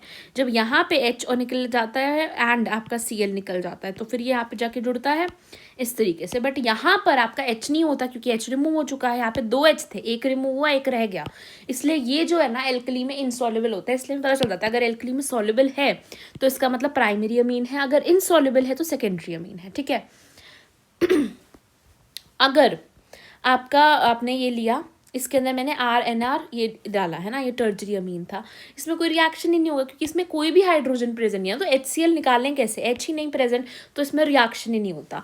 अब मेनली आप इस पर एक कॉम्पिटेंसी क्वेश्चन बना सकते हैं या फिर केस बेस्ड स्टडी बन सकती है। ध्यान से सुनना कि प्राइमरी है, सेकेंडरी है और टर्जरी है, हम दोनों टेस्ट को साथ में भी कर सकते हैं। मान लो मैंने लिया, टेस्ट करा मैंने पहले कार्बेलमाइन, तो मेरे को प्राइमरी पता चल गया कि ये वाला प्राइमरी है, ठीक है। सेकेंडरी और टर्जरी बच गए अब सिर्फ, तो हाइजेनबर्ग टेस्ट किया मैंने, तो बहुत ही सिंपली मुझे चल जाएगा जहाँ पे प्रोडक्ट बन रहा है वो वाला सेकेंडरी है, जहाँ पे प्रोडक्ट बन ही नहीं रहा है वो टर्जरी है क्योंकि यहाँ पे कोई H ही प्रेजेंट नहीं है। गैब्रियल थेरामाइड में सिर्फ प्राइमरी मीन्स बनते हैं, ठीक है। अब आते हैं लास्ट टॉपिक के ऊपर विच इज़ बॉइलिंग पॉइंट, ठीक है। ध्यान से देखो, इसमें ऑर्गेनिक पे ना बॉइलिंग पॉइंट पे क्वेश्चन जरूर आ सकता है। बॉइलिंग पॉइंट डायरेक्टली प्रोपोर्शनल, जितना ज़्यादा मॉलिक्यूलर मास है उतना ज़्यादा बॉइलिंग पॉइंट, जितना ज़्यादा ब्रांचिंग उतना कम बॉइलिंग पॉइंट। यहाँ पर देखो जो बॉइलिंग पॉइंट है ना वो basically van der Waals forces पे बहुत ज़्यादा डिपेंड करती है, वैन डर वाल्स फोर्सेस पे डिपेंड करती है। यानी कि अगर आपके पास यहाँ पे सही कर लेना है ना, तो वेंडर वॉल फोर्सेस जो है आपकी, अगर वो ज़्यादा होंगी तो बॉइलिंग पॉइंट ज़्यादा होगा, मॉलिक्यूलर मास ज़्यादा तो बॉइलिंग पॉइंट ज़्यादा, अगर ब्रांचिंग ज़्यादा तो सरफेस एरिया भी आपका कम हो जाएगा, सरफेस एरिया कम तो वेंडर वॉल फोर्सेस कम तो बॉइलिंग पॉइंट भी आपका कम हो जाएगा। इसलिए जितनी ज़्यादा फैला यानी जितना ज़्यादा सरफेस एरिया होगा उतनी ज़्यादा बॉइलिंग पॉइंट है। ब्रांचिंग करने से सरफेस एरिया कम हो जाता है, दैट्स वाई बॉइलिंग पॉइंट भी कम हो जाता है। ब्रांचिंग जितनी ज़्यादा उतना बॉइलिंग पॉइंट कम हो जाएगा। ठीक है, अब सारे मैंने चीज़ों को यहाँ पे अरेंज करा है। सबसे ज़्यादा बॉइलिंग पॉइंट होता है कार्बोक्सिलिक एसिड का, फिर होता है एल्कोहल्स का, देन होता है एल्डिहाइड कीटोन का, उसके बाद ईथर का होता है, एंड देन हाइड्रोकार्बन का होता है। अच्छा, अब यहाँ पर देखो ध्यान से, बॉइलिंग पॉइंट मैंने आपको क्या बोला, कार्बोक्सिलिक एसिड का मैक्सिमम है। क्यों होता है कार्बोक्सिलिक एसिड का मैक्सिमम? क्योंकि एक तो ये इनका जो स्ट्रक्चर होता है वो बहुत ही स्टेबल होता है, बहुत ही सिमेट्रिकल होता है, लैटिस एंथैल्पी में परफेक्टली फिट करता है, डाइमर बनाता है आपस में ही, और हाइड्रोजन बॉन्ड्स भी बनाता है। डाइमर और हाइड्रोजन बॉन्ड्स का सबसे ज़्यादा बॉइलिंग पॉइंट है। एल्कोहल, क्योंकि एल्कोहल के पास हाइड्रोजन बॉन्ड्स होते हैं पर डाइमर नहीं बनाता, तो ये सेकंड पे। एल्डिहाइड और कीटोन में डाइपोल डाइपोल इंट्रैक्शंस होते हैं पर हाइड्रोजन बॉन्ड नहीं बनता, पर डाइपोल डाइपोल इंट्रैक्शन जरूर होते हैं पर हाइड्रोजन बॉन्ड उतना स्ट्रॉन्ग सा नहीं होता, तो एल्डिहाइड कीटोन आ गया यहाँ पे। फिर ईथर, ईथर में तो इंट्रैक्शन भी नहीं होते, बस हल्की सी पोलैरिटी जरूर होती है बट इंट्रैक्शन नहीं होता। हाइड्रोकार्बन में कुछ भी नहीं होता। मैंने क्या बोला, कार्बोक्सिलिक एसिड में हाइड्रोजन बॉन्ड भी होता है, एल्कोहल्स में भी होता है, बट कार्बोक्सिलिक एसिड में डाइमर भी बनता है। एल्कोहल्स में सिर्फ हाइड्रोजन बॉन्ड होता है। एल्डिहाइड कीटोन में बॉन्ड नहीं बनता, सिर्फ डाइपोल डाइपोल इंट्रैक्शंस होती हैं। ईथर में ना इंट्रैक्शंस भी नहीं होती, हल्की सी बस पोलैरिटी होती है, इंट्रैक्शन नहीं होती बस। हाइड्रोकार्बन में कुछ भी नहीं होता है। ठीक है, यहाँ तक तो हो गया आपके सारे इंपॉर्टेंट टॉपिक्स खत्म। अब हम करते हैं बायोमोलिक्यूल्स चैप्टर। इसमें सारा कुछ इंपॉर्टेंट जो है मैंने कवर करा है। उसके बाद हम कुछ और रिएक्शंस और कन्वर्जन्स करेंगे। ठीक है, सो देखते हैं बायोमोलिक्यूल्स को। ध्यान से देखो, बायोमोलिक्यूल्स वो ऑर्गेनिक कंपाउंड्स हैं जो कि हमारी लाइफ के लिए असेंशियल हैं, बायोलॉजी से रिलेटेड हैं। इसके अंदर मेजर क्लासेस आती है कार्बोहाइड्रेट्स, प्रोटीन्स, वाइटामिन और न्यूक्लिक एसिड्स। ठीक है, कार्बोहाइड्रेट्स की बात करें तो ये पॉलीहाइड्रोक्सी एल्डिहाइड या कीटोन होते हैं, और substances giving them on hydrolysis. Basically carbohydrates वो होते हैं या तो वैसे सब्सटेंसेस जो हाइड्रोलिसिस करने पे एल्डिहाइड्स और कीटोन्स दे दें, या फिर एल्डिहाइड्स और कीटोन्स, यानी बेसिकली पॉलीहाइड्रोक्सी यानी ऐसे एल्डिहाइड कीटोन जिन पे OH ग्रुप्स लगे हुए हैं। पॉलीहाइड्रोक्सी एल्डिहाइड और कीटोन्स ही आपके कार्बोहाइड्रेट्स कहलाते हैं। जनरल फॉर्मूला इनका CxH2OY आ जाता है। ठीक है, बट हर एक कार्बोहाइड्रेट पे फॉर्मूला अप्लाई नहीं होता। क्लासिफिकेशन की बात करें तो मोनो, ओलिगो और पॉली में से डिवाइड करा। मोनो वो जो कि सिर्फ एक ही मॉलिक्यूल है। ठीक है, मोनोसेकेराइड्स का एग्जाम्पल अगर आपको याद रखना है, ग्लूकोज और फ्रक्टोज। ओलिगो का आपका ओलिगो बोल दो, डाई बोल दो, तो सुक्रोज, माल्टोज और लेक्टोज। Sucrose, maltose, lactose. ठीक है, सुक्रोज, माल्टोज, लेक्टोज, SML। और ग्लूकोज और फ्रक्टोज। यहाँ पे पॉलीसेकेराइड्स के एग्जाम्पल दूँ तो स्टार्च, सेलुलोज और ग्लाइकोजन। ग्लूकोज की बात करते हैं अगर हम, C6H12O6, तो इसका स्ट्रक्चर देखें, एल्डो हेक्सोइज, यानी एल्डो है, एल्डो एल्डिहाइड है जिसके ऊपर हेक्सोज यानी 6 की चेन है, और यहाँ पे आपको मिल जाएंगे एल्कोहल भी मिलेंगे। ठीक है, तो 6 कार्बन एटम्स हैं, एक एल्डिहाइड ग्रुप है, 5 हाइड्रोक्सिल ग्रुप्स प्रेजेंट हैं, OH ग्रुप्स, और ये ओपन चेन और साइक्लिक है, यानी अल्फा बीटा फॉर्म में भी मिलता है और ओपन चेन में भी मिलता है। देन बात करें रिड्यूसिंग शुगर और नॉन रिड्यूसिंग कौन से होता है? रिड्यूसिंग वो जिनके पास फ्रीली एल्डिहाइड कीटोन ग्रुप है। अब जब फ्रीली एल्डिहाइड कीटोन ग्रुप होंगे तो फेलिंग और टॉलिन को रिड्यूस कर देंगे। जिनके पास फ्रीली नहीं होंगे वो फेलिंग टॉलरेंस टेस्ट को पॉजिटिव नहीं देंगे। देन बात करें, अच्छा यहाँ पे लिखा हुआ है कि उसका रिड्यूस कर देते हैं, मैंने आपको बताया था वहाँ पे तो ऑक्सीडेशन होती है। तो बेसिकली जो आपका चीज़ है यानी एल्डिहाइड कीटोन फेलिंग और उसको रिड्यूस करते हैं, और वो फेलिंग और वो उसको ऑक्सीडाइज करते हैं। समझ रहे हो, रिडॉक्स रिएक्शन होती है वहाँ पर। इसका एग्जाम्पल, रिड्यूसिंग शुगर का एग्जाम्पल ग्लूकोज, फ्रक्टोज है। नॉन रिड्यूसिंग का वेरी इंपॉर्टेंट सुक्रोज। सुक्रोज एक नॉन रिड्यूसिंग शुगर है, यानी कि ये फ्री एल्डिहाइड कीटोन ग्रुप यहाँ पे प्रेजेंट नहीं होते और फेलिंग और टॉलिन को रिड्यूस नहीं करती है सुक्रोज, बहुत इंपॉर्टेंट। ठीक है, इसके बाद आ जाओ ओपन चेन। यहाँ पर देखो स्ट्रक्चर की, ग्लूकोज का हमने स्ट्रक्चर कैसे डिटरमाइन किया, हमने 6 रिएक्शंस करी जिनसे हमें कुछ ना कुछ कंक्लूजन मिला, उनसे हमने फाइनली ग्लूकोज का स्ट्रक्चर बनाया। ठीक है, तो मैंने ये ग्लूकोज का स्ट्रक्चर, मुझे इतना तो पता था कि इतना है, बट एग्जैक्टली नहीं पता था। देखो हमने इसको ऑब्टेन करा इन सारे रिएक्शन से, मतलब हम स्ट्रक्चर को गेस कर रहे थे, ठीक है। तो यहाँ पे मैंने ये ग्लूकोज का मॉलिक्यूल लिया, अभी तो हमें पता है ना, तो ये आपका फॉर्मूला होता है CHO, ठीक है, यानी बेसिकली ऊपर एल्डिहाइडिक ग्रुप है, नीचे आपका CH2OH है, यानी यहाँ पे एल्कोहल प्रेजेंट है, यहाँ पे हर एक में CH और OH प्रेजेंट है, ठीक है। ये तब एक CCC है, एक साइड H एक साइड OH, एक साइड H एक साइड OH, है ना। यहाँ पे आपका C है, CH बेसिकली है, और एक साइड H और एक साइड OH, ठीक है। इस तरीके से है, ऊपर CHO प्रेजेंट होता है। अब देखिए पहला रिएक्शन मैंने क्या किया, पहले मैंने उसको HI से रिएक्ट कराया है, HI के साथ हीट कराया ग्लूकोज को, तो मुझे क्या मिलता है ना, एन हेक्सेन। HI के साथ जब मैंने रिएक्ट कराया मुझे एक हेक्सेन मिलता है, एन हेक्सेन, नॉर्मल हेक्सेन, एक लंबी चेन। इससे मुझे पता चलता है कि 6 कार्बन एटम्स जो हैं वो लिंक्ड हैं एक स्ट्रेट चेन के अंदर, एक स्ट्रेट चेन में 6 कार्बन एटम लिंक्ड हैं, तभी मुझे ये एन हेक्सेन मिलता है। फिर मैंने इसको रिएक्ट कराया NH2OH के साथ, किसके साथ, NH2OH के साथ। इससे मुझे पता है क्या मिलता है, ग्लूकोज ऑक्साइम मिली। क्या मिला, ग्लूकोज एग्जाइम, यानी कि मेरे को ये मेरे को क्या मिला यहाँ पर कि जो ये ना का बेसिकली यहाँ पे क्या चेंज हो रहा है, CHO की जगह पे CHO को हटा के NOH लग जाता है, ठीक है, ये आपको याद रखना है। देन HCN से जब मैंने इसको रिएक्ट कराया तो क्या हुआ, इससे मुझे पता चला कि यहाँ पर कार्बोनाइल ग्रुप प्रेजेंट है, यानी COO वाला ग्रुप प्रेजेंट है। तो यहाँ पे क्या हुआ, ये जो CH का O से टूटकर यहाँ पे CN और OH लग जाता है, डबल बॉन्ड O था ना, उसकी जगह पे CN और OH लग जाते हैं। इससे भी मुझे यही पता चलता है कि कार्बोनाइल ग्रुप जो है वो प्रेजेंट है। इसको मैंने बोल दिया ग्लूकोज साइनोहाइड्रिन, क्योंकि साइनो और OH दोनों ग्रुप प्रेजेंट है ना।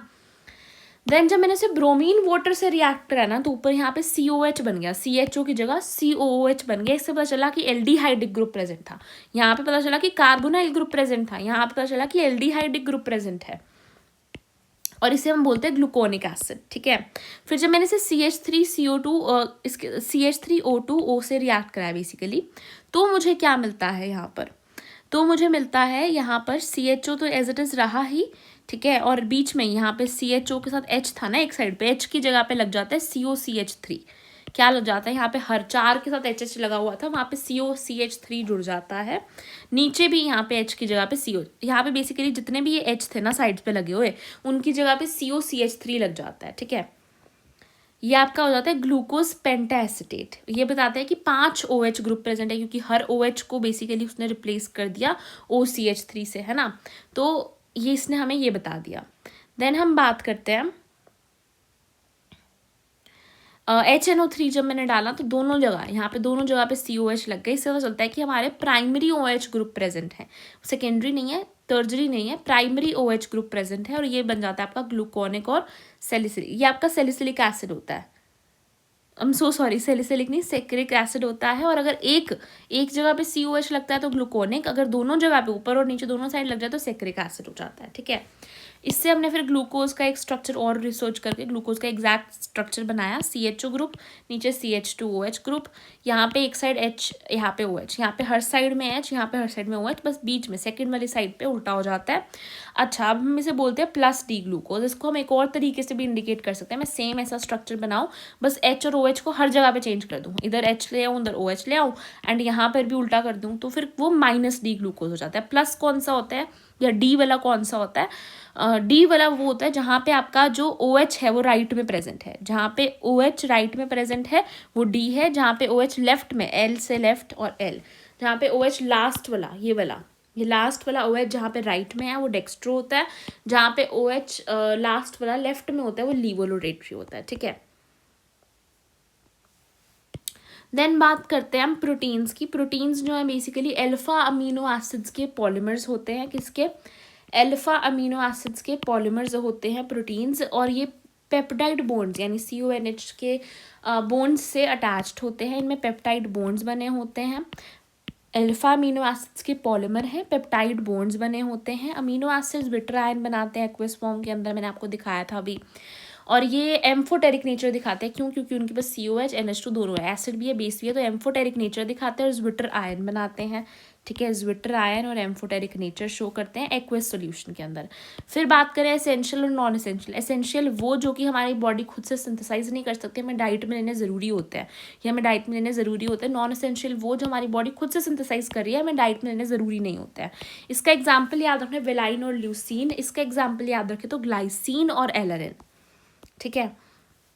फिर बात करते हैं प्रोटीन के स्ट्रक्चर की। तो प्रोटीन के स्ट्रक्चर में प्राइमरी स्ट्रक्चर, प्रोटीन के प्राइमरी, सेकेंडरी, टर्जरी, क्वाटरनरी 4 स्ट्रक्चर है। प्राइमरी स्ट्रक्चर यानी बेसिकली सिंपल सीक्वेंस होती है अमीनो एसिड की। Secondary structure alpha helix, beta pleated sheets, ये जो हाइड्रोजन बॉन्डिंग जिसमें शो होती है। टर्जरी स्ट्रक्चर के अंदर इन पॉलीपेप्टाइड चेन्स को ही अच्छे से फोल्डिंग करके उनमें डाइसल्फाइड बॉन्ड्स हो जाती हैं, आयनिक इंट्रैक्शंस होती हैं। क्वाटरनरी स्ट्रक्चर्स की बात करें तो ये मोर देन 1 पॉलीपेप्टाइड चेन्स आपस में जब एसोसिएटेड हो जाती है तो क्वाटरनरी स्ट्रक्चर। प्रोटीन के स्ट्रक्चर्स हम पढ़ते हैं प्राइमरी, सेकेंडरी, टर्जरी और क्वाटरनरी। प्राइमरी में सिर्फ अमीनो एसिड की सीक्वेंस पढ़ते हैं हम। सेकेंडरी में हम उसको पूरा अल्फा हेलिक्स और बीटा प्लीटेड शीट्स बनाते हैं, हाइड्रोजन बॉन्डिंग भी शो करते हैं, है ना।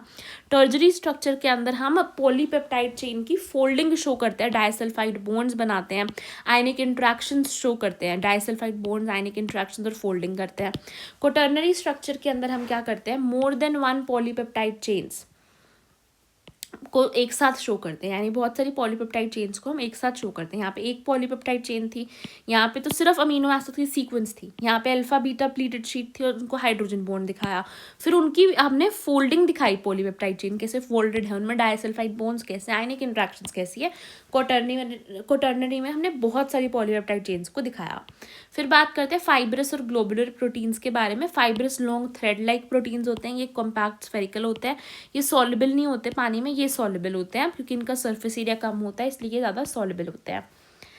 देन बात करूँ अगर स्ट्रक्चरल रोल होता है फाइब्रस का और इनका फंक्शनल, ये फंक्शंस में हेल्प करते हैं, स्ट्रक्चरल रोल ये स्ट्रक्चर प्रोवाइड करते हैं। कैरेटिन हो गया जैसे जो हमारे बालों में होता है, ग्लोबुलर का एग्जाम्पल इंसुलिन हो जाता है, ठीक है। तो ये एग्जाम्पल भी काफ़ी इंपॉर्टेंट है, फाइब्रस का कैरेटिन हो जाता है एंड इसका इंसुलिन हो जाता है। अब बात करते हैं वाइटामिन्स के बारे में। वाइटामिन्स वो ऑर्गेनिक कंपाउंड्स हैं जो हमारी डाइट में छोटी अमाउंट्स में चाहिए होते हैं, पर उनकी डेफिशिएंसी से हमें डिजीजेस हो जाते हैं। स्मॉल अमाउंट्स में रिक्वायर्ड है और डेफिशिएंसी से हमें इनके डिजीजेस हो जाते हैं। Fat soluble, water soluble. Fat soluble होता है आपके कीड़ा यानी KEDA, यानी विटामिन के, विटामिन ई, विटामिन डी और विटामिन ए, ये सब फैट सॉल्युबल है। और जो BC बच गए, विटामिन B और C, ये वाटर सॉल्युबल होते हैं। ये बॉडी में स्टोर्ड होते हैं, ये स्टोर्ड बॉडी में नहीं होते। बॉडी में फैट है, बॉडी में स्टोर्ड है। ये इनका एक्सेस जो है टॉक्सिक हो सकता है, इनका एक्सेस रिमूव हो जाता है बॉडी से बड़ा इजीली। अगर ADAK जो है मैंने ज़्यादा ले लिया तो वो टॉक्सिक हो सकता है, बट B और C अगर मैंने ज़्यादा ले लिया तो वो उनका एक्सेस इतना टॉक्सिक नहीं है, वो आराम से रिमूव हो जाता है बॉडी से, ठीक है। तो ये ADEK है, ये BC है एंड ये हमारी बॉडी में स्टोर्ड है नहीं है, ये टॉक्सिक हो सकता है एक्सेस इसका, और उसका एक्सेस एक्सक्रीट हो जाता है। अब बात करते हैं डिजीजेस कौन कौन से होते हैं और क्या सोर्सेज हैं। विटामिन A की बात करें तो उसकी डेफिशिएंसी से नाइट ब्लाइंडनेस या फिर जीरोथैल्मिया हो जाता है। जीरोथैल्मिया में कॉर्निया जो है आंखों का वो हार्डन हो जाता है। क्या हो जाता है विटामिन A की कमी से? नाइट ब्लाइंडनेस और जीरोथैल्मिया, ठीक है। जीरोथैल्मिया और नाइट ब्लाइंडनेस हो जाता है। सोर्स कहाँ से मिलता है? कैरेट और मिल्क से मिलता है। देन बात करें डी की, डी आपका ब्रिकेट्स कोज करता है उसकी डेफिशिएंसी से। सनलाइट से मिलता है हमें विटामिन डी और फिश ऑयल से मिलता है, ठीक है। ई की बात करें, ई हमें वेजिटेबल ऑयल्स से मिलता है और ये आपका डेफिशिएंसी डिजीजेस के अंदर, यानी ई की अगर डेफिशिएंसी हो तो स्टेरिलिटी यानी फर्टाइल नहीं रहते, स्टेराइल हो जाते हैं, बट ये बहुत रेयर केसेस में होता है। के की बात करें तो एक्सेस ब्लीडिंग होती है क्योंकि के विटामिन के क्लोटिंग के अंदर ज़रूरी होता है। अगर हम क्लोटिंग नहीं हो पाएगी तो एक्सेस ब्लीडिंग होती है विटामिन के की कमी से, और ये हमें ग्रीन लीफी वेजिटेबल से मिलता है। विटामिन ई हमें वेजिटेबल ऑयल से मिलता है। B1 B12 की बात करें, B1 की डेफिशिएंसी से बेरी होता है। B12 की वजह से, B12 की कमी से परनीशियस एनीमिया हो सकता है, यानी बेसिकली RBCs की कमी हो जाती है, एनीमिया। देन मिल्क और एग्स से मिलता है हमें B12 और B1 हमें मिलता है सीरियल से। B1 जिससे बेरी होती है वो हमें मिलता है सीरियल्स से, ठीक है। B1 जिससे बेरी हो सकती है वो हमें मिलता है सीरियल्स से। और B12 सीरियल्स और पल्सेस से, है ना। B12 हमें कहाँ से मिलता है? मिल्क से, एग्स से, जिसकी कमी से परनीशियस एनीमिया हो सकता है। सी की बात करें तो हमें सिट्रस फ्रूट से मिलता है, जिसकी कमी से स्कर्वी हो सकता है। ये सब वाटर सॉल्युबल थे, फैट सॉल्युबल थे, ठीक है। अब बात करते हैं न्यूक्लिक एसिड्स की। न्यूक्लिक एसिड्स बेसिकली न्यूक्लियोटाइड्स के पॉलीमर होते हैं। अब आपके पास न्यूक्लियोटाइड्स कौन से हैं? एडेनिन, एडेनोसिन, गुआनिन, थायमिन और आपके AGTC, ठीक है। ये सब आपके हो जाते हैं। अगर मैं बात करूँ, ये न्यूक्लियोटाइड्स के पॉलीमर ही होते हैं जो न्यूक्लिक एसिड्स बनाते हैं, DNA, RNA। बेसिकली अब दो तरीके के हो सकते हैं, न्यूक्लियोसाइड और न्यूक्लियोटाइड। न्यूक्लियोसाइड में सिर्फ शुगर और नाइट्रोजनस बेस होता है। न्यूक्लियोटाइड के अंदर आपके पास शुगर, बेस और साथ में फोस्फेट, यानी अगर सिर्फ ये न्यूक्लियोसाइड प्लस फोस्फेट आपका न्यूक्लियोटाइड कहलाता है। न्यूक्लियोसाइड प्लस फोस्फेट, न्यूक्लियोसाइड में सिर्फ शुगर होती है और नाइट्रोजन बेस होता है। इसमें आपकी शुगर, फोस्फेट और बेस सब कुछ होता है, ठीक है। यहाँ पे फोस्फेट प्रेजेंट है, यहाँ पे फोस्फेट नहीं प्रेजेंट। इसका एग्जाम्पल एडिनोसिन, इसका एग्जाम्पल AMP, ठीक है। देन बात करें न्यूक्लिक एसिड के कंपोनेंट्स की, तो शुगर होती है, राइबोज होगी तो RNA, डीऑक्सीराइबोज होगी तो DNA बनाएगी। नाइट्रोजनस बेसेस होते हैं, एडेनिन, गुआनिन, साइटोसिन, थायमिन और यूरेसिल। यूरेसिल सिर्फ RNA में प्रेजेंट होते हैं, थायमिन सिर्फ DNA में प्रेजेंट होते हैं। अच्छा, ये प्यूरिन्स होते हैं, एडेनिन और गुआनिन। A के सामने C जुड़ता है, बॉन्ड बनता है, G के और T के बीच में बनता है ना। I am so sorry, A और T के बीच में बनता है, G और C के बीच में बनता है। आई एम सो सॉरी, ठीक है। G और C के बीच में बॉन्ड बनता है, A और T के बीच में बॉन्ड बनता है। अगर आपके पास प्रेजेंट हो RNA तो A और U के बीच में बनता है। A और T के बीच में जो बॉन्ड बनता है वो डबल होता है। G और C के बीच में जो बॉन्ड बनता है वो ट्रिपल होता है। यहाँ पे मैं लिख भी देती हूँ, G और C के बीच में ट्रिपल होता है, A और T के बीच में डबल बॉन्ड बनता है, ठीक है। जो एडेनिन और गुआनिन है वो आपके प्यूरिन्स होते हैं, ये प्यूरिन्स हैं, और ये आपके पिरिमिडीन हैं। ये पिरिमिडीन होते हैं, ये प्यूरिन होते हैं, ठीक है ना। और यहाँ पे T की जगह पे U आ जाता है अगर RNA हो, ठीक है। और साथ में फॉस्फोरिक एसिड प्रेजेंट है, नाइट्रोजनस बेसिस और शुगर प्रेजेंट होते हैं। DNA और RNA की बात करें, DNA जेनेटिक मटेरियल की तरह एक्ट करता है, डबल स्टैंडर्ड होता है usually. RNA usually single standard होता है और ये प्रोटीन सिंथेसिस में हेल्प करता है। और सिर्फ वायरसेस, कुछ वायरसेस में ही जेनेटिक मटेरियल की तरह भी काम करता है। थायमिन सिर्फ DNA में प्रेजेंट है, यूरेसिल आपका सिर्फ RNA के अंदर प्रेजेंट होता है। दैट्स इट, बायोमोलिक्यूल्स चैप्टर भी हो गया। अब हम बढ़ते हैं टुवर्ड्स द नेक्स्ट थिंग, जो कि है ऑर्गेनिक केमिस्ट्री के कुछ इंपॉर्टेंट रिएक्शंस करेंगे, ठीक है। फर्स्ट रिएक्शन जो कि है ग्रिग्नार्ड रिएक्शन। ग्रिग्नार्ड रिएक्शन के मेन मोटिव होता है कि CHO ग्रुप को OH में कन्वर्ट करना है। क्या करना है? CHO ग्रुप को OH में कन्वर्ट करना है। अब ग्रिग्नार्ड रिएजेंट की ज़रूरत होती है, जो कि होता है आपके पास RMGX ज़रूर यूज़ होगा। साथ में ड्राई ईथर भी यूज़ होता है, ठीक है। ड्राई ईथर इन सारी रिएक्शंस में यूज़ होता है जो मैंने यहाँ पे लिख रखी हैं। मैंने सबको कॉमन जो रिएक्शन उनको साथ में लिखा है। तो RMGX मेनली ग्रिग्नार्ड रिएजेंट होता है और ड्राई ईथर तो यूज़ होगा ही होगा। अब अगर मैं फॉर्मल्डिहाइड लेती हूँ यानी HCHO लेती हूँ तो मुझे प्राइमरी एल्कोहल मिलेगा। अगर मैं एल्डिहाइड लेती हूँ तो मुझे सेकेंडरी एल्कोहल मिलेगा। अगर मैंने कीटोन लिया है तो मुझे टर्जरी एल्कोहल मिलेगा। सो बेसिकली ग्रिग्नार्ड रिएक्शन होता है एल्कोहल की फॉर्मेशन के लिए।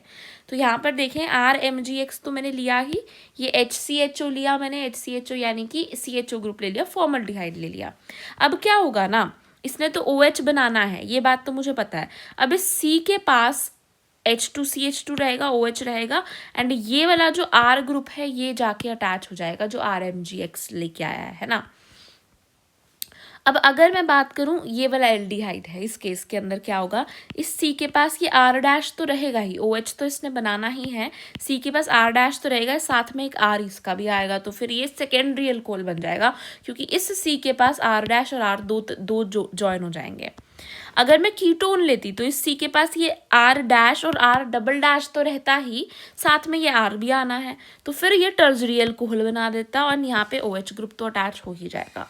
I hope I am clear. Grignard reaction होता है CHO ग्रुप को OH में कन्वर्ट करने के लिए RMGX यूज़ होता है which is a Grignard reagent. Dry ether का भी यूज़ होता है यहाँ पर।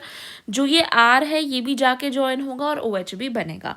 फॉर्मल्डिहाइड लेंगे तो प्राइमरी अल्कोहल बनेगा, क्योंकि फॉर्मल्डिहाइड में और कोई C नहीं प्रेजेंट होता है, बट ये R जाके जुड़ जाएगा तो फिर वहाँ पे आपका एक आ जाएगा, इसलिए प्राइमरी अल्कोहल।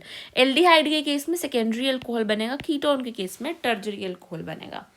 आगे बढ़ते हैं towards the next reaction which is your prime words reaction, है ना। वर्ड्स रिएक्शन के अंदर बहुत सिंपल है, देखो 2 RX लेंगे और 2 Na लेंगे। ये जो 2 Na और X हैं ये बाहर निकल जाएंगे और ये जो 2 R बच जाएंगे वो आपस में जुड़ जाएंगे। तो बेसिकली मैंने RX और RX लिया था, 2 NO के साथ वो XX बाहर निकल गए और ये R आपस में जुड़ जाते हैं। इसमें भी हमें ड्राई ईथर की ज़रूरत होती है, तभी मैंने इनको साथ में रखा है। Words reaction very simple, 2 RX 2 Na और R जुड़ जाएंगे, एल्केन बन जाएगा, 2 NX बाहर निकल जाएंगे और साथ में ड्राई ईथर की ज़रूरत थी।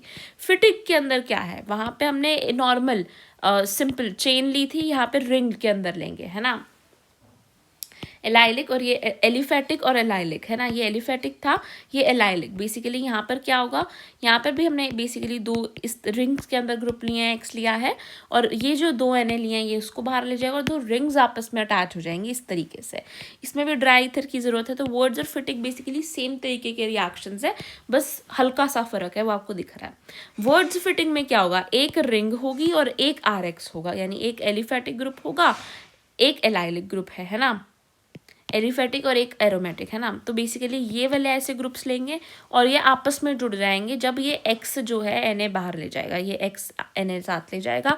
इसमें भी ड्राई ईथर की ज़रूरत होगी और आपका ये बेसिकली इस रिंग के साथ ये R वाला ग्रुप जुड़ जाएगा। I hope I am clear, right. 2 NaX सब में बाहर निकलेंगे। इनमें हमने क्या पढ़ा, ग्रिगनार्ड रिएक्शन के अंदर CHO OH में कन्वर्ट हो रहा है, RMGX और ड्राई ईथर की ज़रूरत है। फॉर्मल्डिहाइड से प्राइमरी अल्कोहल, एल्डिहाइड से सेकेंडरी अल्कोहल, कीटोन से टर्जरी अल्कोहल। वर्ड्स रिएक्शन सिंपल था, फिटिक भी समझ में आ गया। 2 Na ड्राई ईथर की ज़रूरत है, RR जोड़ के एल्केन बना देगा। इसमें भी 2 Na और ड्राई ईथर की ज़रूरत है, 2 रिंग्स को जोड़ेगा। वर्ड्स फिटिक में एक रिंग को R के साथ जोड़ देगा, 2 Na और ड्राई ईथर की ज़रूरत है। साथ में बाहर इन सब में 2 NaX निकलेंगे। अब आते हैं हमारी हैलाइड एक्सचेंज रिएक्शंस के ऊपर, जो कि है आपके फिंकलस्टीन रिएक्शन और स्वॉर्ट्स रिएक्शन। अब अगर आपके पास कोई भी एल्काइल हैलाइड बन चुका है जिस विच इज़ RX, है ना, अब पर मुझे ये X जो है, मान लो ये Cl है, Br है, बट मुझे इसकी जगह I या फिर F लगाना है तो मैं इनको यूज़ करती हूँ। तो देखो यहाँ पे याद रखने का तरीका क्या है, जो फिंकलस्टीन है, जो F से शुरू हो रहा है वहाँ पे F नहीं लग रहा है, उल्टा है बेसिकली। जो F से शुरू हो रहा है वहाँ पे I लग रहा है, स्वॉर्ट्स के अंदर F लग रहा है, ठीक है। तो फिंकलस्टीन रिएक्शन के अंदर आयोडीन जो है वो लगने वाला है, तो RX के साथ मैं NaI को डालूंगी। याद रखना है NaI के अंदर यानी फिंकलस्टीन रिएक्शन में एसीटोन की भी ज़रूरत होती है, और आपका यहाँ पे RI बन जाएगा और Na के साथ ये X बाहर निकल जाएगा और RI आपका बन जाएगा। देन बात करूँ स्वॉर्ट्स रिएक्शन, इसमें F को जोड़ना है तो मैं यहाँ पे AgF का या Hg2F2 ऐसी चीज़ों का यूज़ करती हूँ। RX के साथ मैंने AgF को लिया है और मेरे को मिल जाएगा ये RF एंड AgX जो है वो बाहर निकल जाएगा, है ना। आई होप इट्स क्लियर। तो फिंकलस्टीन रिएक्शन के अंदर RX प्लस NaI यानी NaI और एसीटोन, फिंकलस्टीन में I बन रहा है यानी NaI चाहिए और एसीटोन चाहिए। स्वॉर्ट्स में मुझे F लगाना है R के साथ, उसको चेंज करना है, तो यहाँ पे मैं AgF लेने वाली हूँ, ठीक है। यहाँ तक बात क्लियर है। अब आते हैं हम कोलबेज इलेक्ट्रोलिसिस, ये एल्केन बनाने के लिए यूज़ होता है। सिंपली याद रखना जहाँ पे भी कोलबे का नाम आएगा ना वो CO2 से रिलेटेड है, ठीक है। तो अब यहाँ पे देखो, यहाँ पे हम बेसिकली 2 RCO नेगेटिव आयन्स लेंगे, है ना, 2 RCO नेगेटिव आयन्स लेंगे और इनको जब मैं रिएक्ट कराऊंगी यानी इनको जब मैं इलेक्ट्रोलिसिस करूंगी जब इनका, तो ये 2 RR बन जाएंगे और ये दो CO2 हो जाएंगी ना, क्योंकि 2 मॉलिक्यूल्स है तो 2 CO2 आपके बाहर निकल जाएंगे। यहाँ पे CO2 का रोल तो ज़रूर होने वाला था क्योंकि इसका नाम में कोलबे है। तो 2 RCO नेगेटिव से CO2 बाहर निकल जाएगी और एल्केन आपका बन जाएगा। यानी कि जब मुझे 2 एल्केन्स को बेसिकली जोड़ना है, मान लो मुझे क्वेश्चन के अंदर बनाना है इथेन से ब्यूटेन। तो वैसे वैसे रिएक्शंस के अंदर ये बहुत हेल्पफुल है क्योंकि ये दोनों को जोड़ देगा। देन बात करती हूँ HVZ रिएक्शन की, which is Hell Volhard Zelinsky reaction. And Hell Volhard Zelinsky reaction की मैं बात करूँ तो यहाँ पर क्या होता है ना, बहुत सिंपल सा रूल है कि एसिड में Br डाल दो, अल्फा कार्बन पर अटैच होगा, ठीक है। अगर मैं एसिड लेती हूँ, कोई भी ये एसिड है ना, एसिड में जब मैं Br डालती हूँ तो वो अल्फा कार्बन पे जाके अटैच हो जाएगा। इसी को ही हमने HVZ यानी हेल्वोल्हार्ड-ज़ेलिंस्की रिएक्शन बोल दिया। कौन सा रिएक्शन? हेल्वोल्हार्ड-ज़ेलिंस्की रिएक्शन बोल दिया। जब मैंने एसिड लिया, ये एसिड है, अब एसिड के अंदर COH ग्रुप के साथ जो कार्बन होता है उसे ही अल्फा कार्बन बोलते हैं। तो ये आपका अल्फा कार्बन है, फंक्शनल ग्रुप के साथ जो होता है बेसिकली। तो HVZ रिएक्शन में ये फंक्शनल ग्रुप के साथ वाले अल्फा कार्बन पे Br2 हमने डाला इसके अंदर, तो ये अल्फा कार्बन पे जाके Br जुड़ जाएगा, वैलेंसी पूरी करने के लिए एक H चला जाएगा और आपका ये तरीके का कंपाउंड जो है बन जाएगा। अब बात करते हैं दो वेरी वेरी इंपॉर्टेंट रिएक्शंस की, विच इज़ कैनिज़ारो एंड एंडोल। बहुत ध्यान से सुनना, कैनिज़ारो रिएक्शन में अल्फा हाइड्रोजन मुझे नहीं चाहिए, एल्डोल में मुझे चाहिए। अच्छे से सुनो, कैनिज़ारो रिएक्शन के अंदर मुझे अल्फा हाइड्रोजन नहीं चाहिए होता, बट एल्डोल के अंदर मुझे अल्फा हाइड्रोजन चाहिए ही चाहिए, वरना मेरा रिएक्शन नहीं होने वाला है, ठीक है। कैनिज़ारो रिएक्शन में अल्फा हाइड्रोजन नहीं प्रेजेंट होना चाहिए, यानी कि जो फंक्शनल ग्रुप के साथ कार्बन लगा हुआ है वो अल्फा कार्बन, उसके साथ जो हाइड्रोजन लगा होता है वही अल्फा हाइड्रोजन होता है। अब यहाँ पर देखो, ये बेसिकली आपके CHO ग्रुप्स के अंदर होती हैं रिएक्शंस। तो यहाँ पे सिंपल है, देखो मैं क्या लूँगी, ये C लिया है ना, ये डबल बॉन्ड O, ये H बेसिकली आपके पास क्या है, फॉर्मल्डिहाइड है, HCHO है ना। अब यहाँ पे देखो अल्फा कार्बन है, पहले अल्फा कार्बन देखो, ये फंक्शनल ग्रुप, इसके साथ कोई कार्बन है नहीं, अल्फा कार्बन ही यहाँ पे प्रेजेंट नहीं है। अगर अल्फा कार्बन ही नहीं है तो अल्फा हाइड्रोजन की तो बात ही नहीं उठती, तो यहाँ पे अल्फा हाइड्रोजन एब्सेंट है, ठीक है। तो मैंने ये वाला लिया और ऐसे इसके दो मॉलिक्यूल्स लिए बेसिकली। यहाँ पर मैंने इसके दो मॉलिक्यूल्स लिए हैं, इस तरीके से इनको रखा, बीच में मैंने एक NaOH की ज़रूरत होती है, NaOH बेसिक होता है, तो यहाँ पे बेसिक मीडियम की हमें रिक्वायरमेंट होती है, NaOH लिया है मैंने। अब मैं क्या करने वाली हूँ ना, ध्यान से देखना, एक जो है ना, एक मॉलिक्यूल, दोनों सेम है ना ये मॉलिक्यूल्स, एक को तो मैं NaO दे दूंगी बड़ी इजीली, यहाँ पे C के पास मैं एक NaO जोड़ दूंगी एक का। तो अब NaO जोड़ रहे तो वैलेंसी ख़राब हो जाएगी, तो इसका एक हाइड्रोजन ले लेंगे और एक हाइड्रोजन इसका भी NaOH का, ये दो हाइड्रोजन मैंने एक को दे देना है, यानी एक को NaO दिया मैंने और एक को दो हाइड्रोजन दिए, एक तो NaO का एक उससे लेकर, है ना। अब मैं क्या करूँगी, अब इसको दो हाइड्रोजन मैं कैसे दूँ, है ना, इसमें मैं क्या करूँगी, इसका ये वाला बॉन्ड तोड़ दूँगी, इसका ये वाला बॉन्ड तोड़ दिया मैंने और इसको OH दे दिया, ये OH बन गया यहाँ पर, बट इसका तो एक बॉन्ड टूट गया ना, और वो वाला H इसका यहाँ से आ गया। I hope I am clear, ठीक है। तो यहाँ पे क्या करना है, एक को NaO देना है, दूसरे को दो हाइड्रोजन देने हैं। तो अब आपके पास बना क्या, पहले तो आप ये वाला मॉलिक्यूल देखो, सिर्फ ये रखना है आपने, C double bond O H और यहाँ पे आपने NaO लगा देना है, ये वाला मॉलिक्यूल आपका बन के तैयार हो गया। दूसरे में क्या हुआ है, बेसिकली ये आपका क्या बन गया, ये C के पास H गया, यहाँ पे भी H, तो ये बन गया CH3OH बेसिकली, ये O आपका, O को भी H मिल गया था, तो यहाँ पे आपका CH3OH बन जाता है। एक एल्कोहल बना और एक आपका कुछ इस तरीके का मॉलिक्यूल बनेगा। सो आई होप कैनिज़ारो क्लियर है, यहाँ पे कोई अल्फा हाइड्रोजन प्रेजेंट नहीं होनी चाहिए। एल्डोल में अल्फा हाइड्रोजन चाहिए ही चाहिए, क्योंकि हम इसमें अल्फा हाइड्रोजन का ही ट्रांसफ़र करता है बेसिकली। यहाँ पे भी मैंने दो मॉलिक्यूल्स लिए हैं कुछ इस तरीके के, दोनों यहाँ पर भी मैंने सेम लिए हैं, बस इनको खोल के डिफरेंटली रखा है। एक को तो मैंने सिंपली खोल के रखा जिस तरीके से C डबल बॉन्ड OH और पीछे तरफ दिया CH3। एक का मैंने अल्फा हाइड्रोजन तो दिखाना था ना, ये मैंने C डबल बॉन्ड O रखा, अब यहाँ पे सिंपली CH3 नहीं लिखा मैंने, इसको खोल कर दिखाया है ताकि अल्फा हाइड्रोजन्स को मैं दिखा पाऊँ। तो यहाँ पे एक अल्फा हाइड्रोजन है ये, क्योंकि ये फंक्शनल ग्रुप है, ये अल्फा कार्बन है, ये तीनों ही अल्फा हाइड्रोजन्स हैं, तो यहाँ पे अल्फा हाइड्रोजन प्रेजेंट है। यहाँ पे कुछ नहीं होता, यहाँ पे बहुत सिंपल है। यहाँ पर ना दो कंपाउंड्स लिए थे हमने मेनली, और दो से हमें दो ही कंपाउंड्स मिले। यहाँ पे हम दो लेते हैं और हमें एक कंपाउंड मिलता है। यहाँ पे बहुत सिंपल होता है, एक ये अल्फा हाइड्रोजन का ट्रांसफ़र कर दो इधर O के साथ H बन जाएगा, ये बॉन्ड टूट जाएगा। अब इसकी भी वैलेंसी खाली होगी क्योंकि H चला गया, इसकी भी वैलेंसी खाली होगी क्योंकि बॉन्ड टूट गया। यहाँ पे एक बॉन्ड बन जाएगा इन दोनों मॉलिक्यूल्स के बीच में। इसमें भी हमें बेसिक मीडियम चाहिए होता है, यानी OH नेगेटिव आयंस चाहिए होते हैं। तो आपका सिंपली क्या हो जाएगा, ये देखो, ये C के पास डबल बॉन्ड O था, यहाँ पे ये H मिल गया, OH बन गया, बाकी सब कुछ सेम रहा। यहाँ पे एक और H था, वो H यहाँ पे गया, तो ये आपका बॉन्ड यहाँ पे इनके बीच में बन जाता है दो मॉलिक्यूल्स के। इसको ही हम एल्डोल मॉलिक्यूल कहते हैं। क्यों? क्योंकि इसमें OH ग्रुप भी प्रेजेंट है एंड एल्डिहाइडिक ग्रुप भी प्रेजेंट है, तो इसी हम एल्डोल बोल देते हैं। इसी वजह से एल्डोल में अल्फा हाइड्रोजन प्रेजेंट होना चाहिए, इस वजह से हमें याद भी रहता है कि एल्डोल कंडेंसेशन में एल्डोल बनता है। ठीक है, आई होप आपको इतने रिएक्शंस अच्छे से क्लियर हो चुके होंगे। अब हम आगे बढ़ने से पहले एक बार और रिवाइज कर लेते हैं जो भी हमने पढ़ा। ग्रिगनार्ड रिएक्शन में क्या हुआ था, CHO OH में कन्वर्ट हुआ था, है ना। हमें RMGX की ज़रूरत थी, ड्राई ईथर की ज़रूरत थी, R वाला ग्रुप भी जाके CHO पे जुड़ना था और उस CHO का OH बनना था। तो फॉर्मल्डिहाइड से प्राइमरी अल्कोहल, एल्डिहाइड से सेकेंडरी और कीटोन से टर्जरी।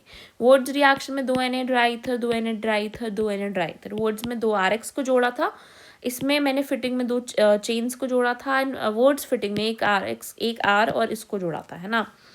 दो सब में 2 NaX बाहर निकले थे। फिंकलस्टीन रिएक्शन की बात करूं तो यहाँ पे आयोडीन आना था, स्वर्ट्स में आपका फ्लोरीन आना था, F जुड़ना था।